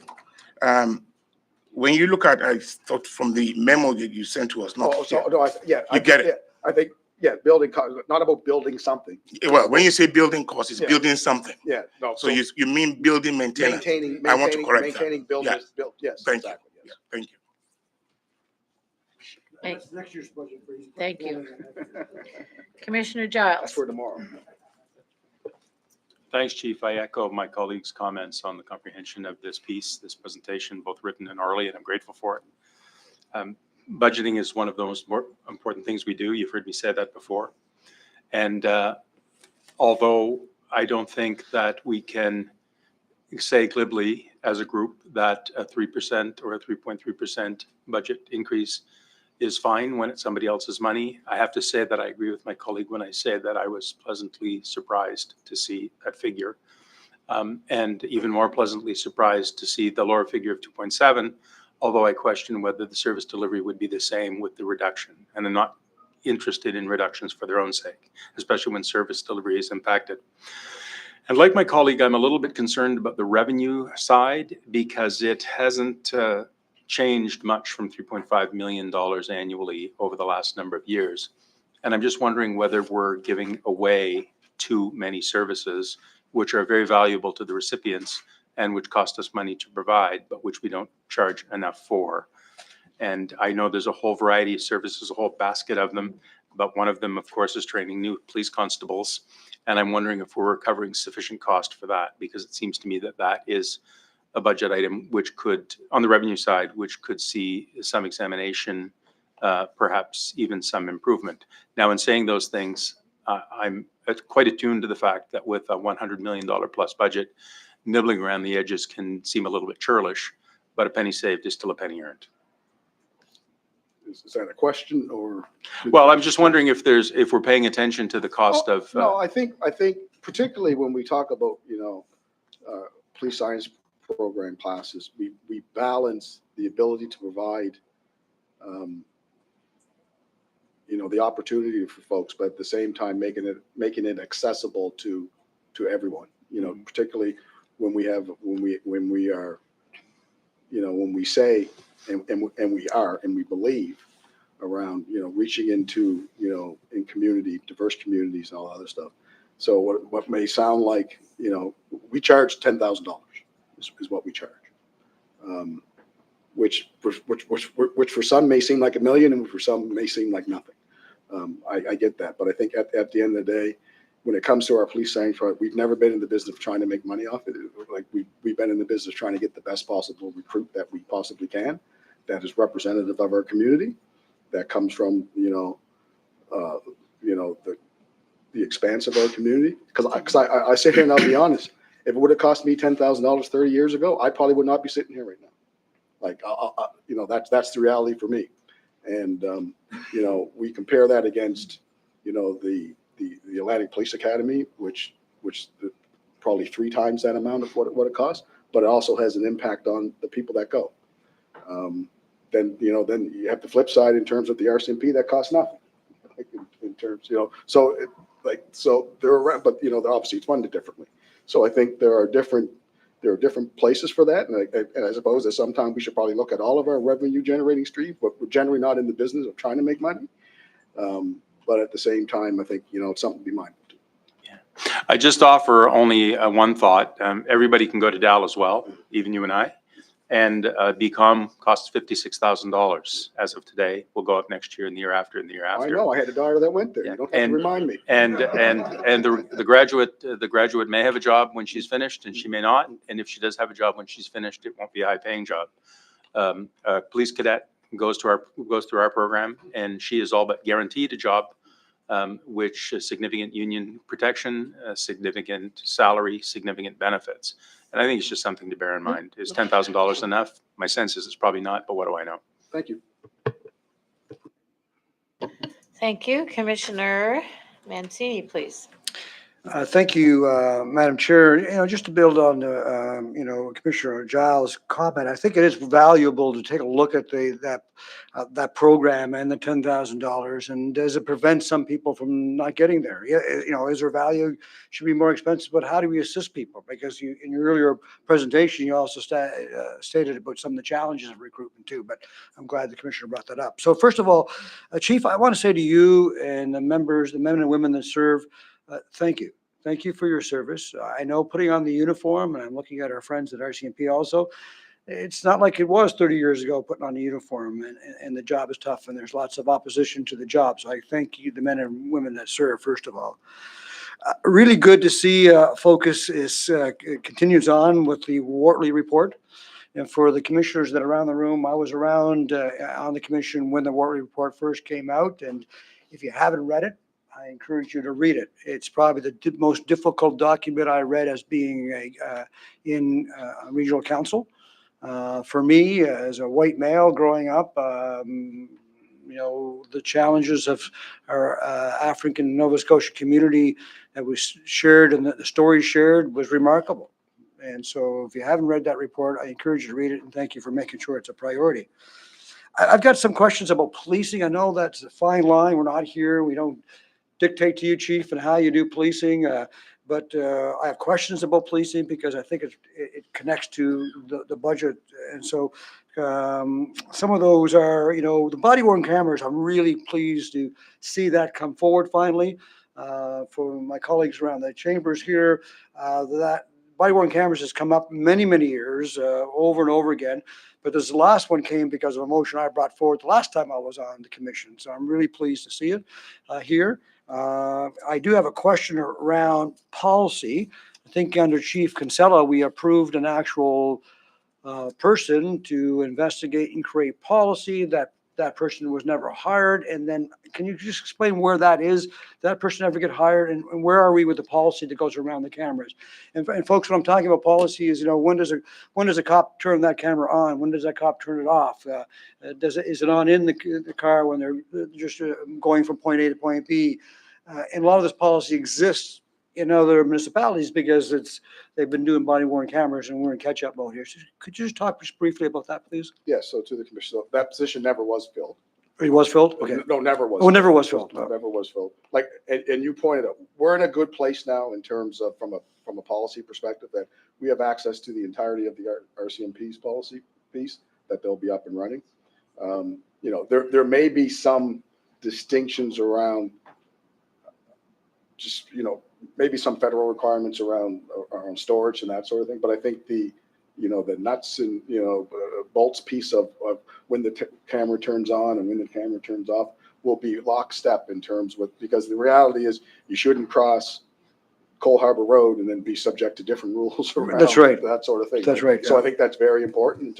So that's why, even our procurement discussions or all this stuff, equipment and all that, and they're, will be on our systems as well in terms of Versadex. So all that stuff has to be aligned, Okay. properly. I don't see that as being an issue whatsoever in terms of being that's probably, we were talking 4 or 5 years ago, you're kind of building from scratch from a piece where, the Right. reality is those questions for the most part have been answered. And like I said, they've been very gracious and helpful in terms of providing us any of the data and information we required in terms as we build our program. Well, glad to hear that, Chief. I fully support the body worn cameras. I know that when we come here back in January, we're going to hear from the public. There will be a percentage of the public that'll be opposed to body worn cameras, but I think it's good for the safety of our citizens. I think it's good for the safety of our officers too. And I think other police forces have proven to be effective. So I support that. I'm glad to see that moving forward. I'm a little saddened that it's still going to be 2026 before we see them honor officers, but I'm glad that we're moving in that direction. Let me know, Madam Chair, with the timing I'm doing here. And speaking of that, it's a good bridge because, and I'll say this in the new year too, I do not believe in defund the police, quite clearly. I don't believe in that process. I do believe in detask, and you used that term, Chief, in your presentation, I think, in talking about the forensic media specialist, I think that it was. I don't see in in your budget about some of those elements of detask. I don't know if our friends of the Justice Department are still here, or are some of them here? They are, good. Because, we've heard about, police officers going to mental health calls and wellness calls and the challenges that sometimes portrays for us. And the problem we have is that sometimes when those calls are at 1 o'clock in the morning, that's all we have because they're the only folks next to our firefighters working 24/7.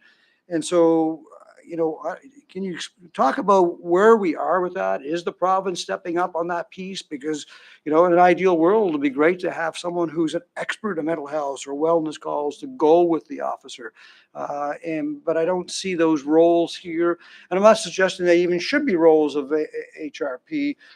It's mental health. That should be the role of the province of Nova Scotia and maybe led by the Department of Justice. But where are those conversations? How do we get to that? Because we know in January, we're going to have 30, 40 people here and talk about defund the police and challenge us on that, and rightfully so, on the detasking piece. So I wonder if you could speak to that or have some of your colleagues speak to that. Thank you, Commissioner. I believe CAO would like to speak to a couple of things that were brought forward, and perhaps Bill Moore. Thank you. Thank you, Chair, for the opportunity. First, your question about the policy strategist supporting the body-worn cameras. Just to add to the Chief's excellent response, there was a position added, policing policy strategist, who is Josh Bates, I believe about 3 years ago. That one is funded and appears under legal services. So that's a policy strategist resource that's available to support the Board of Police Commissioners and work with HRP on policy related work and Which would include body worn RCP. cameras, it could.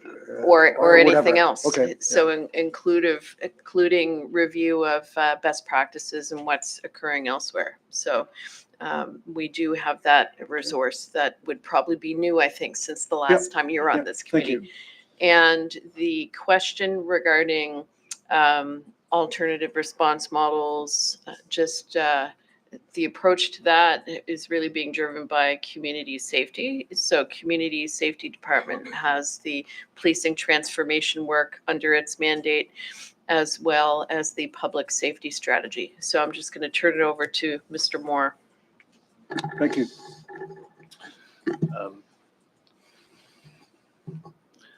Madam Chair, through to the Commissioner. As you recall, the approval of the public safety strategy calls for the creation of a pilot project mentioned to civilian-led crisis response. So that program is being led by Dr. Amy Siciliano. We actually had a meeting, Chair Kent attended that meeting with Reach Edmonton just 2 weeks ago, looking at their model.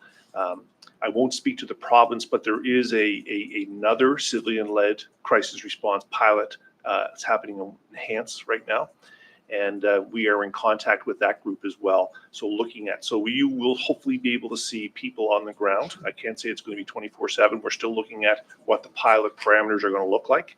But we are exploring potentially deploying it across both urban, suburban, and rural, because we want to make sure we understand how we can support operations in those areas. But that final decision has not been made as yet.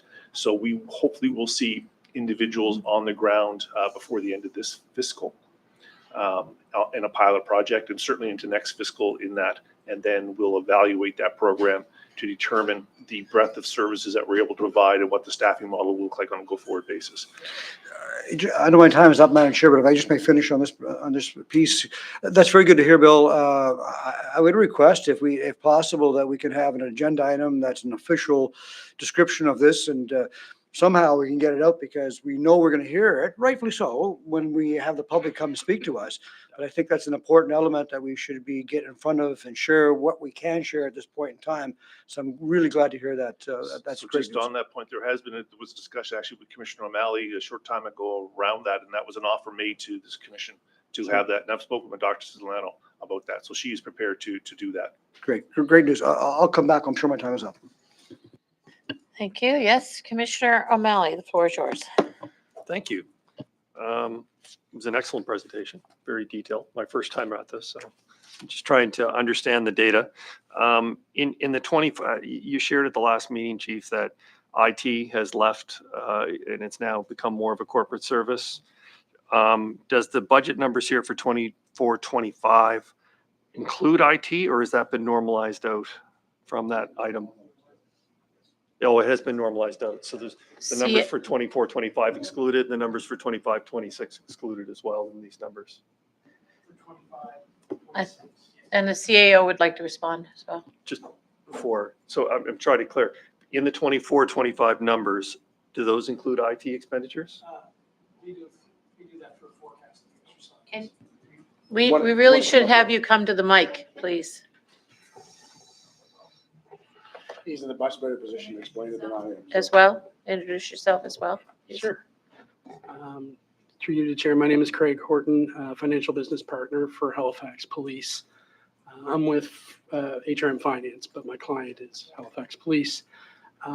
For the 24-25 fiscal year, we've handled that through a forecasting exercise. So we forecast those funds out of HRP, and HRM IT will forecast the remaining costs for those positions going forward, and forecasting it for the remainder of the year, because the transfer took place during this fiscal year. Right, I understand that. So the 25-26 numbers do not include any IT expenditures. Those are in a different budget. Chair, through you to the commissioner, the compensation costs for those individuals have been completely transferred out. Okay. There are some costs, other operating costs, that we're still working on determining exactly how much that is. And we'll do a forecasting Right. exercise for 25-26 as well for that. And then they'll be transferred out completely. Okay. The following. So in the 24-25 numbers that are presented on page 31, 103 million, those include the IT salary costs. Those would have been the IT salary costs that were approved Yep. at 24-25. Yes. Exactly. So in terms of the real cost, so now the IT costs are outside the requested budget. They're in a different area. So the real increase, if you actually to include those, is greater than the 3.3%. It's probably closer to 4.5%, 5% if you're to include IT in it. Correct. Okay, thank you. That was my question. Thank you. CAO? There are two major components that aren't within the HRP operating budget. 2 million-ish, which was IT-related costs, which are transferred out, a bit for a youth advocate program.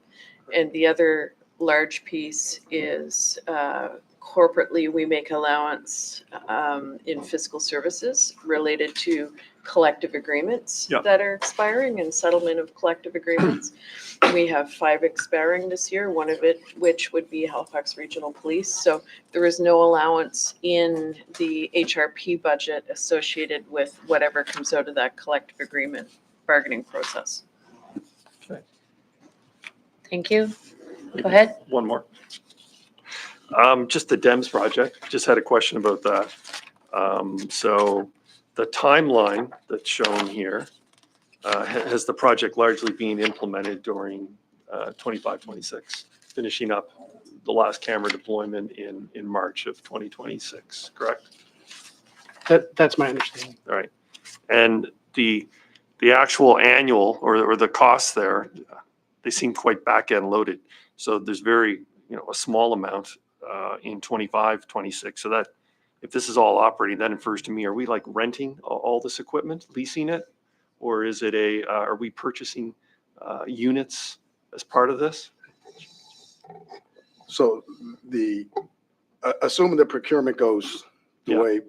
the way it's intended in terms of the process is a lease program in terms that, Okay. that allows for the refresh of equipment on a regular basis to keep Right. up with the technology and all that other pieces. Okay, so that explains why then we're not acquiring that equipment till Yes. late in 25, 26, hence why in 26, 27, the rate goes up substantially higher.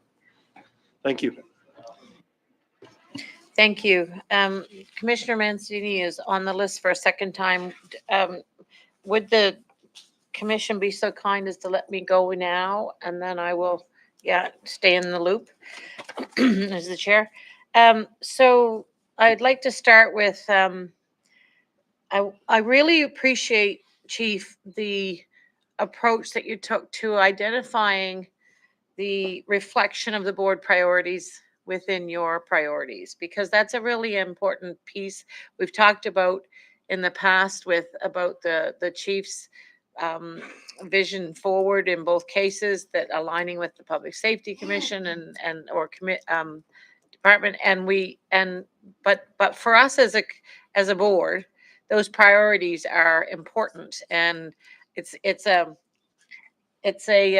exercise that I'm hoping for our board members, that we constantly look through those lenses and to set priorities for us so we can measure them as well. So an accountability piece for our board. The second thing I want to mention is I had mentioned it before, but I'm always in favor, and I think this is one of the things maybe speaks to some of Councillor Mancini's piece around, just detask, that some of the positions you're bringing in are freeing up our members who can get back now to core policing, and that someone else can do that. It doesn't have to be a sworn officer. Yeah, thank you. So that speaks to that, I think. The body worn cameras, I want to say that from a directional place, that we were able to learn from the RCMP's experience, and they went through some growing pains, and that was great, that because you have different budget capacities than sometimes we do. And so that was really great. And it was a great example of collaboration for learning, and collaboration with our both policing services, to be able to align and use them the same way, in such a strong way. The other piece around the detask question for you, Commissioner Mancini, and for the public, I think that what is important to remind folks of is that we have identified, this board took that report, reviewed it, and then we referred it to council, and council then we came out with the Public Safety Office, and now, as mentioned by Bill Moore, we have Dr. Siciliano working away at those things. From a board's perspective, we never expected things to change very, super quick. I've said that before. It takes time. We want to set it up right. I was able to attend a more recent one on crisis diversion versus crisis response, right? We want to divert people in crisis earlier to potentially. So there are great models out there that we're looking at. I also want to remind folks that the police science program, the cost, certainly it came to me when I was out visiting the watches around the cadet cost. As you said, Chief, that's still a high price for many people. But what is also happening is we want to get our quality people in that program. So we have nurses, we have paramedics, we have people who are having to leave a paying job to go to, they're more mature cadets. And that comes with value, that maturity. And so they are coming in and having to work, having to pay for a course and not have an income to support their families. And so it's a bit of a particular challenge for a number of them that we certainly want to attract people and not prohibit them by salary. So now I'm going to get to the report. Again, it was amazing. I really like it. I'm going to read it and reread it, I believe, a number of times. But something stood out to me in particular, and it's the charts that show a steady climb since really when many of us sort of measure from COVID. COVID now has a timeline, right? So there's a number of them. There's the number of incidents reported online, steady up, up, up. They took a little dip now, but significantly more. We have the crime severity index for Halifax since COVID, steady climb. The violent crime severity index for Halifax versus Canada, a climb in Halifax, and we've surpassed it. But yet when we go back, and a number of the charts say the same thing, the police reported incidents over time, total violations, up, up, up, up, up. Yet the HRP proactive activity, of course, it went down a big blip in 2020, but it really has stayed down. That proactive piece has not returned to its high level. So I'm looking for why. And before we go there, I know that you've said in a little further down. 1 second, I'm trying to flip to get to them so that you can see what I'm talking about quicker. Oh, it doesn't matter. You gave an answer, which is, oh yeah, this suggests there is currently less time available for officers to carry out proactive activity. Before you answer that, the proactive activity,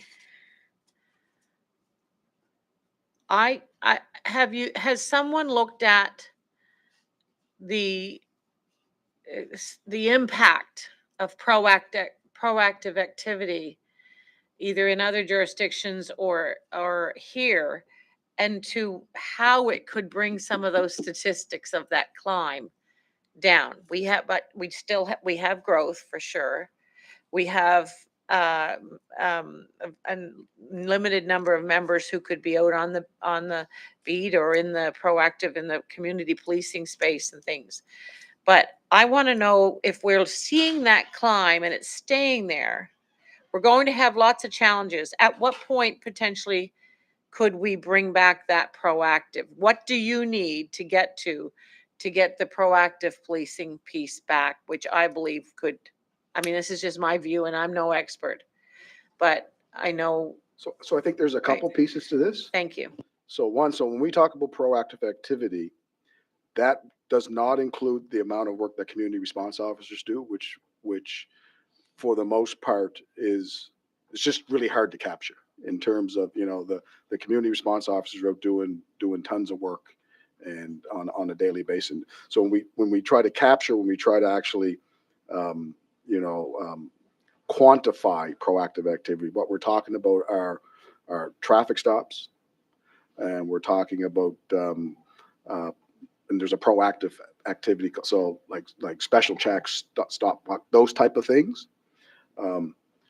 What it really comes down to in terms of, and I think you've gone and you've seen some of the members in terms of building up our patrol strength again, in terms of, so they're just not going, and we talked about this last year, not going from call to call to call. Because what we've seen also is, and another chart you'll see is, we spend now compared to 5 years ago, an hour more per call on what we did 5 years ago. You throw in 100,000 calls, that's 100,000 hours of work. That could be that just, and there's lots of reasons for that, I think, in terms of some things are just more complicated. We have a younger workforce that's not as, back in the, I just hosted all the retired members last week for a luncheon. Some who were retired last week, some who retired 37 years ago in terms that showed up in terms of, and just talking to some of them, like, what we do now on certain things clearly is not what they did, those long time. There's an accountability piece, which is just bigger now. Everything becomes a report call before, things that just would have been more dealt with, informally. Like, so there's lots of reasons for that. And then just the complexity of, like I said, like, you can't go to a call now that's not a theft or something that has not some component of video or electronic, something that you have to go track. Like, things just take longer. And so you add that in, you add in the number of officers. So you have some officers that are off, and we're trying to build our strength back up, in terms of being on patrol, and they end up going to a lot of calls, which takes away the ability to be proactive in terms of certain things. I think the answer to it, again, is I don't know if we're ever going to get away from the complexities or the accountability piece. I think that's just a reality of an evolving society. But I think what we can do in terms of is building up our strength again in the patrol sectors, in terms of getting back to our numbers, which is my focus over the next 5 years, about hiring in terms of, and getting our patrol numbers back up. So it's not, and if it isn't the reality of going from call to call to call, I can tell you that is the perception of within people's minds, and it's very hard to change from that perception. Which doesn't say, don't get me wrong, there's still proactive work being done. Sunday night, we did a checkpoint where we checked 520 cars for impaired driving as Operation Christmas. So these things still do happen in terms of, but there's just a lot of complexity of work. And I think one of the answers, and like I said, a growing community, more people, more cars, lots of things that are just going on in terms of, but I think ultimately at the end of the day, I think it's really about building our core strength back up again at the patrol level to be able to do some of these things, which really drives the proactive stuff. Again, I want to be clear though, I don't think there's ever been a reduction in the amount of work that the CROs do, the people that are responsible for the counselors that are on this commission, in terms that they go out and do, except during COVID when we kind of had to claw everyone back.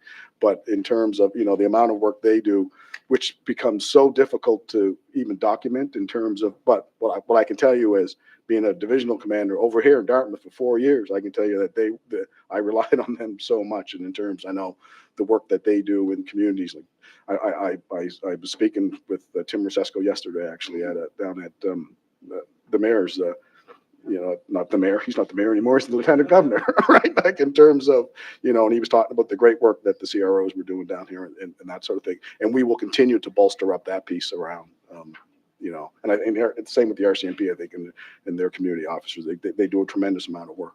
It's just that it's hard to quantify some of that stuff in terms of. Thank you. I guess what brought me to it is that when I look at 2015, 2016, 2017, 18, 19 even, but 2017 had over 45,000, and we're still now at just over 22. Yeah. And those, I can't, like those system changes. I can't see how, I guess I'll probably will come back with more questions around that. So just so you know, and the question is not, it's as much why for you to understand for me as how do we get there, and will these positions that you're asking for now and those positions you had last year, how are they going to impact that? How are they going to make a difference in us getting back to where we have some, bringing those other numbers down, whether or not it's proactive policing or whatever it takes to start to get those numbers down So that are rising and staying up there. To your question, when you say those, so crime severity for, we're below the national average in Canada. Like, we actually do not, we're, there's a fallacy to think that we're way above the national average in terms of crime severities or, Canadian. We are at this moment, yeah. Okay, thank you. Councillor Mancini for a second time, and then we have Yemi and Virginia. Okay, I'm going to put you, Virginia, Commissioner Hinch has first round question, so I'm going to let her go ahead. Sorry, Counselor Mancini, you'll have to sit tight. And then we'll go for there. Go ahead, Commissioner. So, thank you for this report. I'm new to this. Everybody knows that, and I definitely getting a lot of information from my colleagues, and I appreciate that, Yemi. One of my questions are, and I, like I said, I'm new to this. So we don't have any in-car cameras at this time, or do, no? Okay. I know, it's 2024, and I at least thought we would be there. Also, my other question is, do we know how many calls, so you said there's probably about 100,000 calls a year or so. Do we know how many that haven't been addressed, or is there a percentage that calls that haven't been addressed? I'm not sure what you mean by haven't been addressed. So like, for residents who have called and they said that the police hasn't responded, and they're still waiting for the police to respond. Do you have a number of those? These would all be calls within our system that are captured and are all, that would all have a police response. Yeah. Dispatch? Yeah. Okay. But would you have any numbers of those? Is that a possible thing to get, or? I think there's a report that actually details the number of calls and all that. I think There is? I read that somewhere. Okay. I read that. Also, the other thing, I'm not for defunding the police either, but also it has been out there asking the question, whereas we have like for people that are in the encampments and things like that, and we have people servicing them, but they keep thinking that there's more money needs to go towards that service. Do we know if that would be the case? Maybe Mr. Moore can answer that question. Or...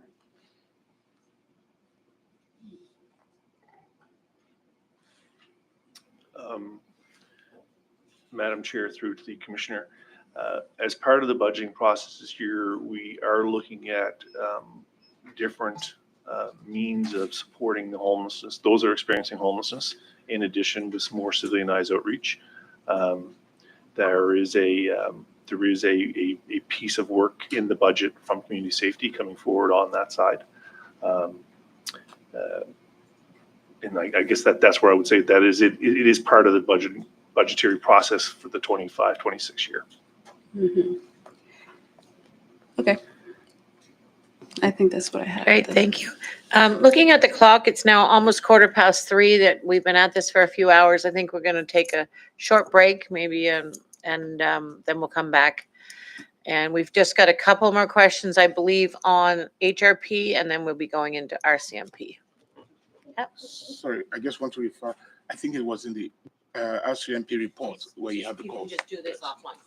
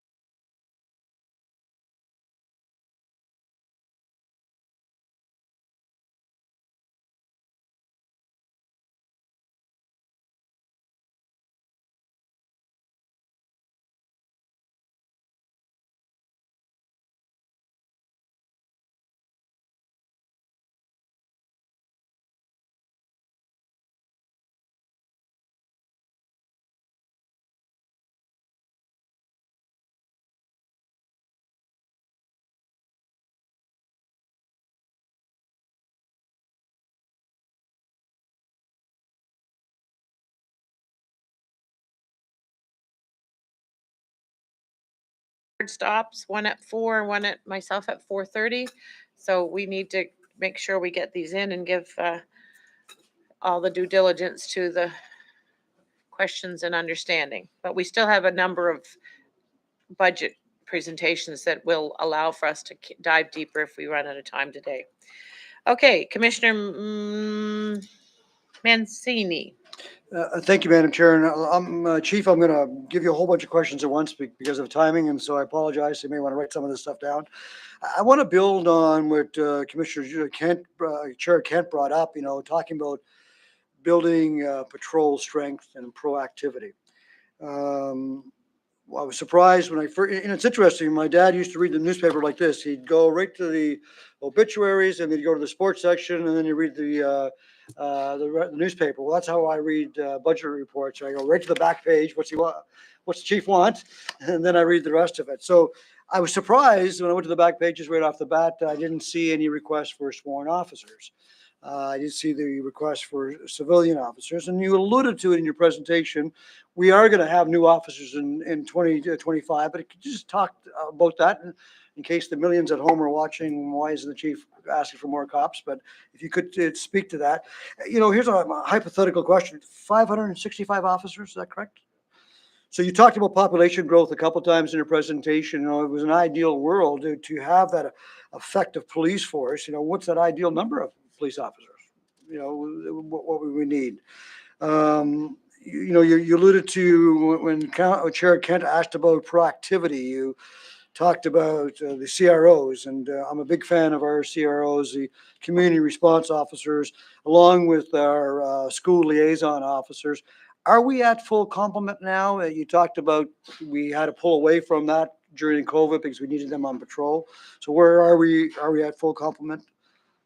I do need to ask a question about morale. I mean, morale in policing and RCMP would be the same. And I apologize, I may have to leave for your presentation, gentlemen, but the same question, morale for policing has been, I think here a number of years ago at an all-time low, and I think we've had an improvement, but can you give us your perspective on that, Chief? That'd be great. I didn't see any reference to the rescue vehicle in this budget, so I don't know if that's in somewhere else, but if you could talk about that, because I believe that's going to be an ask at some point in time.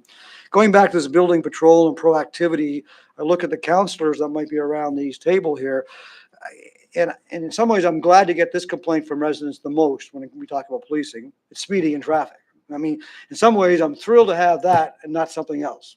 Not to be shootings and homicides and all those other things that still happen in our community.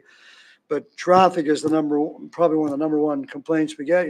Can you talk about our traffic department, number of officers, and when we add new officers, are we enhancing that department or going back to where it once used to be, where we'd see patrol, we'd see people being pulled over, we'd see the radar. So, and my last question, my long list of questions, going back to the earlier presentation on mental health. In your police science program, how much work is being done training these new cadets around mental health? Training new cadets to say it's okay to ask for help. Training new cadets to say, watch out for your coworker, your brother and sister in arms. Watch for them, especially after those tough calls. Madam Chair, knows a lot of questions, but I think they're all relevant to our topic today. Thank you for your time on that. Chief, sorry, I hope I got those. Yeah, no, to the commissioner, I think I got most of them. So the issue with sworn officers is I don't need positions, I need bodies. I have positions. Right. I need bodies, right? So the reality is, like I said, we will come forward to this commission at some point with a staffing plan that will probably stretch out over 5 years to give you a sense of, based on a big piece of that is the capacity to hire, right? In terms of the simple reality is, this is not saying we don't need police officers. We definitely need police officers to bolster our front line. But what I'm telling you is, you've already given me those bodies in the last. And you can only train so many times. You can only train so many times. So the reality is, if I came asking for a bunch of bodies, and the first question you said was, can you hire those bodies next year? If I was being honest, the answer is no. Right. Right. So I think it would be disingenuous for me to come asking in that particular in that particular point. Doesn't mean I won't come in the future. Yeah. Right? But I think, we have to be strategic in our staffing acts. And I asked that question for our residents, and I asked those questions for your officers Yeah. too, because they're telling me they don't have enough. Yeah. So that's why I brought you up. Thank you for that, Chief. And I don't disagree with them. Yeah. The next question was population. I don't know what an ideal, to be quite honest with you, I don't know what an ideal number is. I think what we'll do is, when we start looking at our staffing piece, what we do know is we need more right now. Right. We'll continue to look at our growth growth and all those other things, and look at where we need to staff in particular areas. Obviously, relating against people that are off and those other, because we're in a line of work where there unfortunately will be people that are off. That's not a Halifax Regional Police or an RCMP reality. That's a policing reality across the country. CROs. Proactivity in terms of, yes. So I think, yes, we brought back our CROs. We're at full Right, complement. we brought back our, now we may have the odd vacancy here and there, someone may be off or that sort of, we brought back our CROs. And it will be one of the areas that we will look at augmentation, enhancing in terms of, we talked about it last year in the budget, and the same with traffic. So, but the reality is the bodies I'm bringing in now are filling gaps, Vacancies. for patrol that don't allow us to do. So traffic actually is right across the hall now. We moved traffic over here. Mhm. But it's not at its full capacity in terms, because the reality is the real need is for the people that are working, 24/7, that sort of thing. So this all ties together with Chair Kent's question around proactivity and pieces. We need to build that patrol strength up to its capacity. When I say capacity, the reality is we're never going to be, there's always going to be something that never gets you at full capacity, Right. but up to the piece that then allows us to put our bodies in CROs, traffic, and those other areas in terms. So that's the constant, that's the constant juggle around that particular piece. I should be able to read my own writing, but on morale, morale is one of those things, I guess, that it's almost ethereal. It's hard to put a finger on in terms of, what I will say is, I think we're in a better place now for a bunch of reasons. I think COVID, defund the police, a lot of things contribute to that. And I think, and it becomes a bit like a really big ship in terms of sometimes not very quick to turn around, but I think we're doing things. And, and Superintendent Johnson spoke about some of those things that I think that are attempting to, address some of the things. I go down, I talk to the, our troops all the time down, like the reality is, it's important that, they think that, obviously I think that that you have their back. I think it's important, certainly on things that are operational, but things that are also,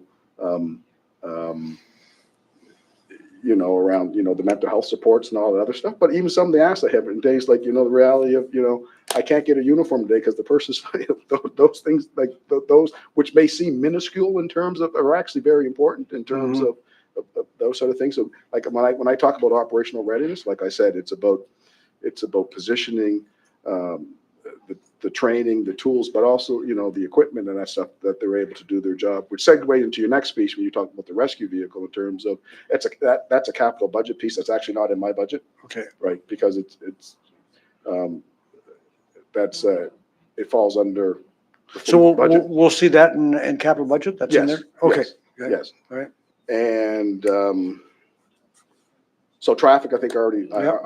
alluded to in that, and then the mental health of cadets. So Superintendent Johnson has the most hands-on with, Working with the cadets, they have, there's a couple things. The mobile mental health, it's a 2-day. They get critical incident stress assist, which is also 2-day.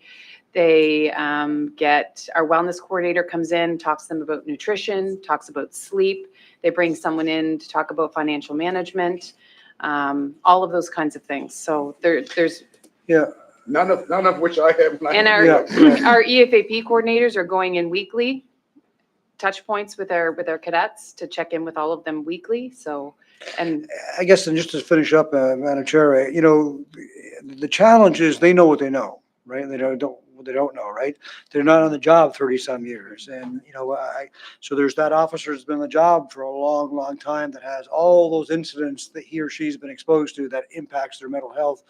The new officer, I assume, is still part of the old adage, don't want to show perceived weakness, right? And so how do we address that? Or how do you make sure at least they're looking, if they're not looking out for themselves, are they looking out for their buddy out there? I'm gonna, I think things are different today in our training program, and our teachers that are instructing them, they're vulnerable with them. They're talking to them about talking to people. That old adage of not showing weakness, that's not what is being taught to them today. It's actually telling them and encouraging them to come forward, and also for peers to look after each other. If you see someone that isn't doing well, you need to reach out to somebody and get them the help that they need. So it's a totally different culture in our training now, totally different. Yep. Thank you both. Thank you, Madam Chair. thank you. CAO would like to speak to this. Thank you. Through the chair to Councillor Mancini, I just wanted to note that the armored rescue vehicle is in the corporate fleet budget, Okay. and it has been ordered, and it arrives in May. Oh, it didn't have to go through an approval process, or we've already approved that? It was found in year, it was within the CAO's authority limit, I believe. Okay. And it was identified as an occupational health and safety requirement. So there was some urgency around ordering it. So arriving in May? Yeah. Okay, I think it'll be worthwhile at some point in time to have some education around that. Last time up, it was not communicated well what the purpose of that vehicle is, and there was a lot of perception of what it was and what it wasn't. So I'm glad to hear that. Thank you. Thank you. Thank you very much. Thank you very much. I have Yemi and, Commissioner Akindoju and Commissioner O'Malley for a second round. I'm going to just put out a bug in the ear of our commissioners. We have Commissioner Mancini having to leave at 4. The CAO has to leave at 4:15. I have to leave at 4:30. What I don't want to do is, I encourage us not to do, is to shortchange our RCMP folks. So if there is a commissioner that might consider deferring to a special meeting in January to get that on, so that we can have that and bring back all of our members, so we all get to do it together. Just give that some thought, and I'll leave it there, and so that we don't rush this either. Thank you. Okay, Commissioner Akinjoju. Thank you very much, and through you, Chair. I refer to page 52 of my new memoir. Page 52. And this question could go to the CAO or the chief. The essence of this budget is for the future. Time certain, 2025 to 2026. I want you to look into my eyes and tell me there's no other estimate that is not included in this future budget that is unknown to us now. No negotiation that's on the table, no further things that will materially change this budget. Before I put that down, I really like to look at actuals, the actuals of 2023 to 2024. That's the actual. And if you look at it versus the budget for 2024-25, it's only 3% increase. I go back to, I do not have the actual for 2024-2025. So I go back to 2023-24. And I look at your estimate for 2025-26, 6% increase. And I said earlier, it's immaterial, we should support that. My question again is, are there other estimates that are not included in this budget?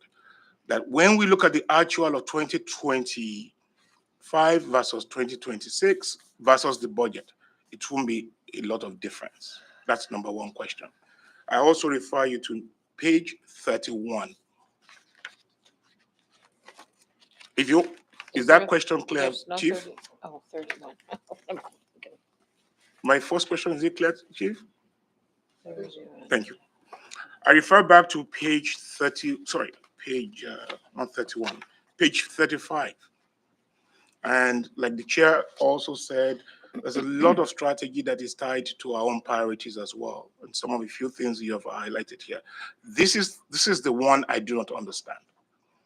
The talk about the body worn camera, dams and all that stuff. It's all included in the non-compensation budget, which is shown at 9.1 million now. All this, you talk about 600 licenses and all that stuff. Are we looking at an impact of 2.3 million only for this year? For the year in consideration, which is 2025, 2026. And how is that? Are these items, capital items, going to be acquired? Is this service that's going to be rented? I do not understand. Just for me to understand. So maybe you could draw a bit of light on that. Thank you. So for your first question, in terms of what wouldn't be captured in terms of would be contractual increases related to the HRP negotiations. Because I don't know what those will be going forward. Like you said, that's covered in a fiscal account that takes care of that. But we can't, because we're in a contract year where our contract is expired. I get that. Let me redraft that question with authority from the chair. Go ahead. This budget goes through this body, the Board of Police Commission, and goes through to HRM, the councillors. Is it the same budget that you present here that we say, okay, it's good to go to the councillors, that we presented to the councillors for approval? The same numbers? The same numbers? They'll get the same booklet. They will get this exact Same numbers? booklet. Yes. Yes, they will get the Okay, same thank you. booklet. Yes. So are there other estimates? I'm not a politician, I might be wrong, that are not included in this budget that will significantly change the actual result at the end of 2025, 2026? Thank you. Thank you. Through the chair to the commissioner, the only major assumption that is not included in this budget that would potentially impact actuals would be the collective bargaining, the amount we've set aside for that. But the extent to which it would impact the 25-26 actuals would depend on when the collective agreements actually get settled. You would more likely see the differences year over year when we bring forward the 26-27 budget. Thank you very much. So because we do not have the actuals of 2024-25, does this budget assume that increase or not? This budget, the HRP budget, does not assume compensation increases as a result of collective bargaining. That will be within HRM's budget within a business unit called Fiscal Services. Okay. And once collective agreements get settled, then we release the fund to the business units. So it would show up in the business units for next year. But I can assure you that there would be no increase in expenses that aren't budgeted for somewhere. Okay, I think, okay, what the taxpayers want to know and where we are at the budget is, are we approving a budget of 101 million? Or we are approving a budget plus an estimate which is included in HRM budget? Just for clarity. For clarity, Or non-estimate that is You- included in HRM budget. the Board of Police Commissioners would be approving the budget as presented based on the current wage rates. So we don't have collective agreements yet. We don't know what those future wage rates will be. Thank you.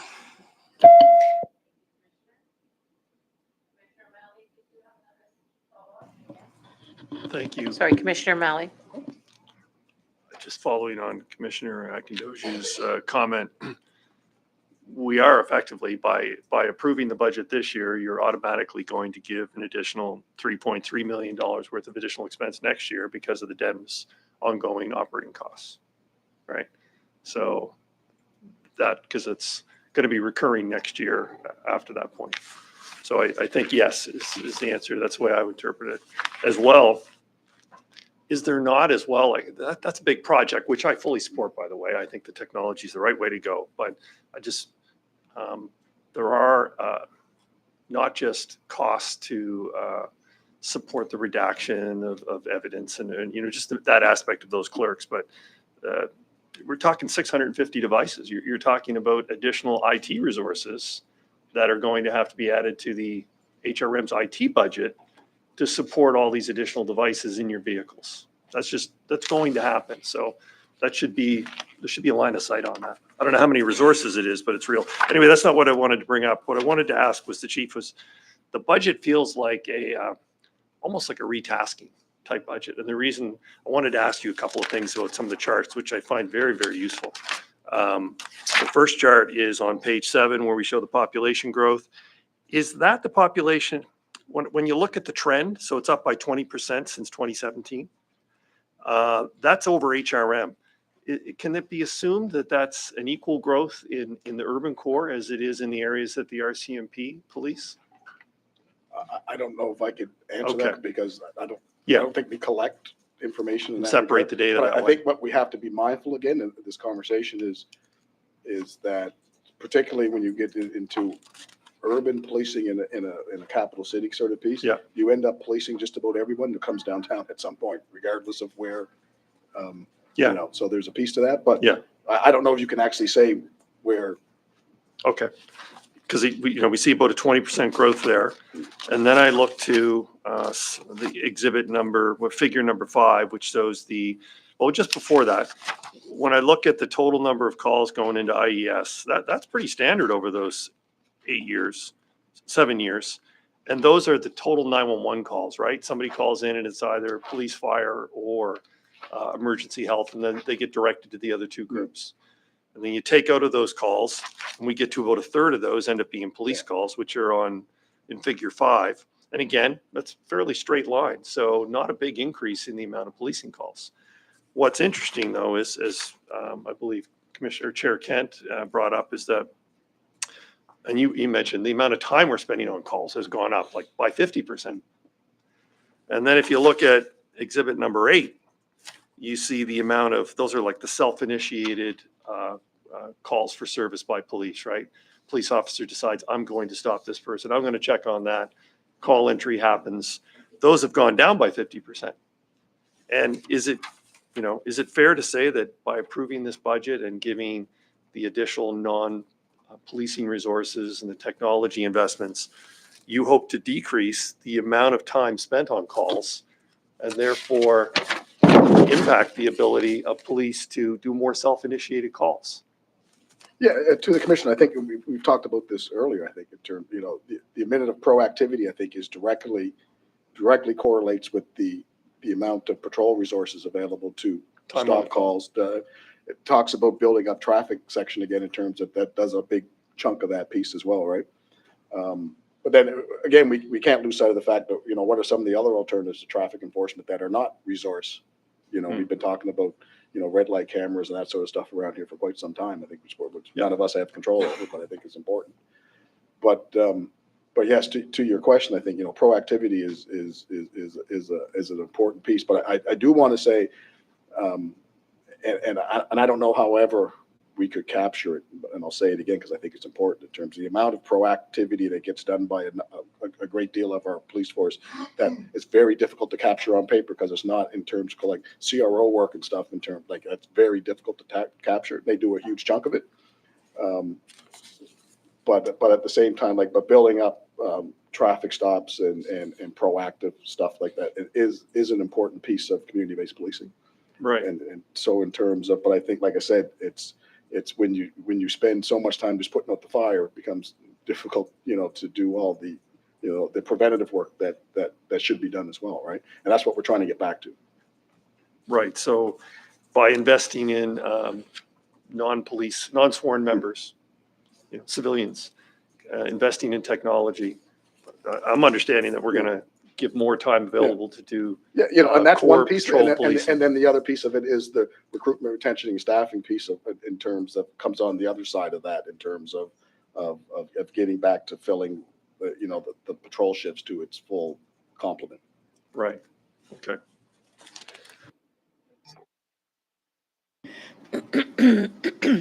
I see no further interest in continuing. So we're going to call that a day for you, Chief. And would anyone from the commission like to put any motions on the floor around the continuation of this agenda? And a deferral of the RCMP presentation. Go ahead. How will that impact the potential scheduled events coming up in early? It means we'd have to January. have a special meeting to be able to do that. Or we have I've discussed with the clerk that potentially we could, if schedules allow, extend the amount of time we have on January 8th. Yes, so our January 8th meeting is scheduled to begin at 3 p.m. in order for the annual election of chair and vice chair. And the public participation piece of that meeting is scheduled to begin at 4. So potentially we could reschedule the beginning of that meeting to perhaps start at 2:30 or 2 in order to allow us for a 2-hour window for the RCMP presentation. Yeah, we're going to need at least a couple of hours, I think, for the RCMP. So we want to make sure that we have that.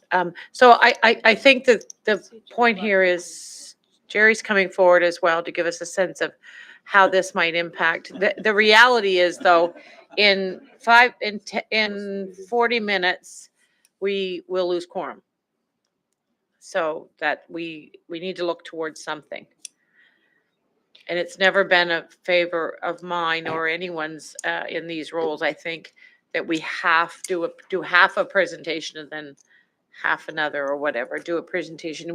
Even if you did your presentation today, we'd probably ask you to recap it again in the next meeting that we'll have to have.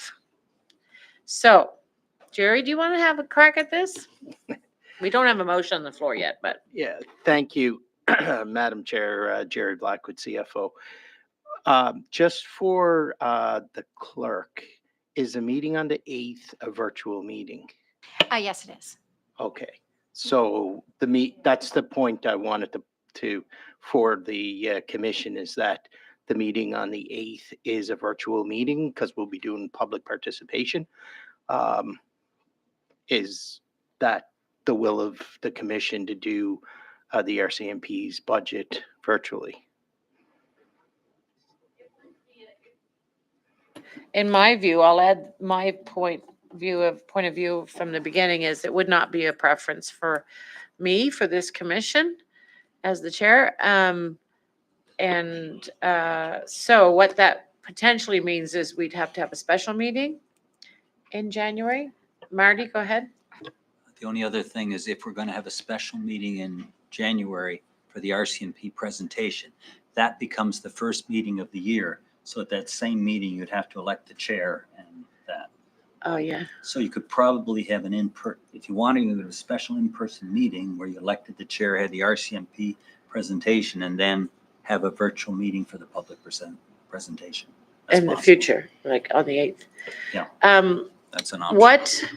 I just need to know from Jerry, what comes after the 8th for us? Budget-wise. So the 8th, the big thing on the 8th is a public participation. Yeah. So I think it's imperative that the RCMP present before we have our public participation. After the 8th, we have the 15th, and two things on that date would be more the debate And the recommendation would be asked of the committee, as well as the Capitol Buildings Group will be here to do a presentation on the police headquarters building. Yeah. Go ahead, Commissioner Mancini. Thank you, Madam Chair. So the rationale of doing the eighth public, do it virtual is so that it's easier for the public to speak, correct? Yes. But can we not, the commission be here and to view it here and then, And do it The, virtual from here? yeah, we have So that we technology now, start do we not? I believe we could probably make arrangements in order to be able to do that. It would just mean that each commissioner, would have to bring their own computer in order to sign on to the Zoom to actually have your kind of like Zoom camera view during the virtual meeting. But yeah, that would be that would be Because we have the biggest technology issue. to do it in this room now, is one We of the reasons don't. we There's don't. there's no Teams, there's no Zoom Oh. virtual meeting ability in this Because if room. we could do it, we could have the RCMP presentation in person, which is shown online, and then we could switch over to virtual so we could listen to the residents who want to speak. Commissioner Akindoju? Thank you very much.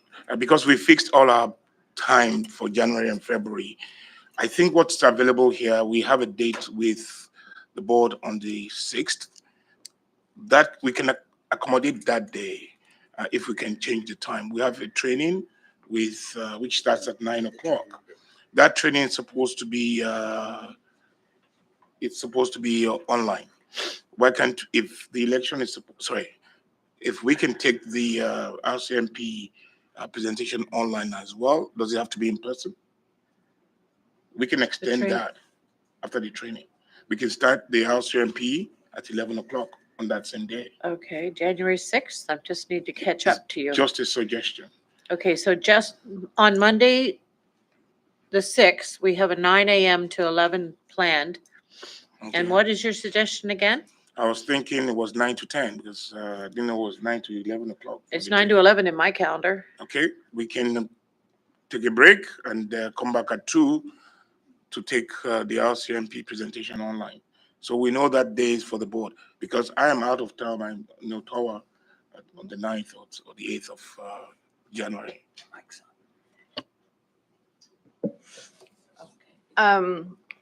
Can I suggest that we work out a couple of alternatives on timing that would allow for two things? One, the RCMP to have the opportunity to present at an in-person meeting, just as HRP did, and also for the presentation to occur with sufficient time between the virtual public consultation.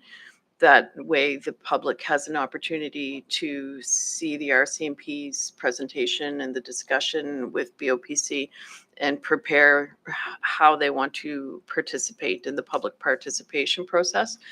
I will ask the clerk's office and the CFO to work with a couple of different scheduling alternatives that we could circulate to the chair and vice chair for their decision.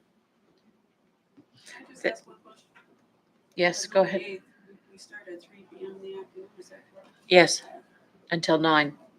Go till 9. It's a long day, potentially. Regardless, when we start at 9, Just start earlier and do, Because that's virtual.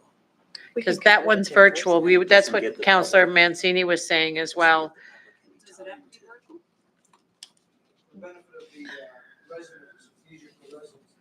Oh, for residents, So yes, but mean So I have a question. Are we committed to that day already for the virtual for public Yes, participation? it's already been advertised on the website. And we can't move that. No, I would not suggest, because the January 15th meeting is that's the a one- set that's- date. but My that's the one understanding we've is been from doing Jerry like for the 3, vote 4 on the years, recommendation. Yeah, but. Okay, I think what we're going to need to do is take it away and sort some things out here. Everyone doesn't have to be involved in it. So today's meeting is still important that we, Just a motion a motion to defer and allow us to pursue other options. Moved by Commissioner O'Malley to defer item number 10.2.2 and a seconded by Commissioner Akindoju. All in favor? Aye. Those opposed nays, none of those. So that one's deferred. And I want to thank everyone who sat through that entirety. In particular, I know the province had some representatives here. Thank you for being here and having to come back. Thank you. No added items, no in camera. Any notices of motion? No. And date of next meeting right now, January 8th, but to be determined. Stay tuned. Can I have a call for adjournment?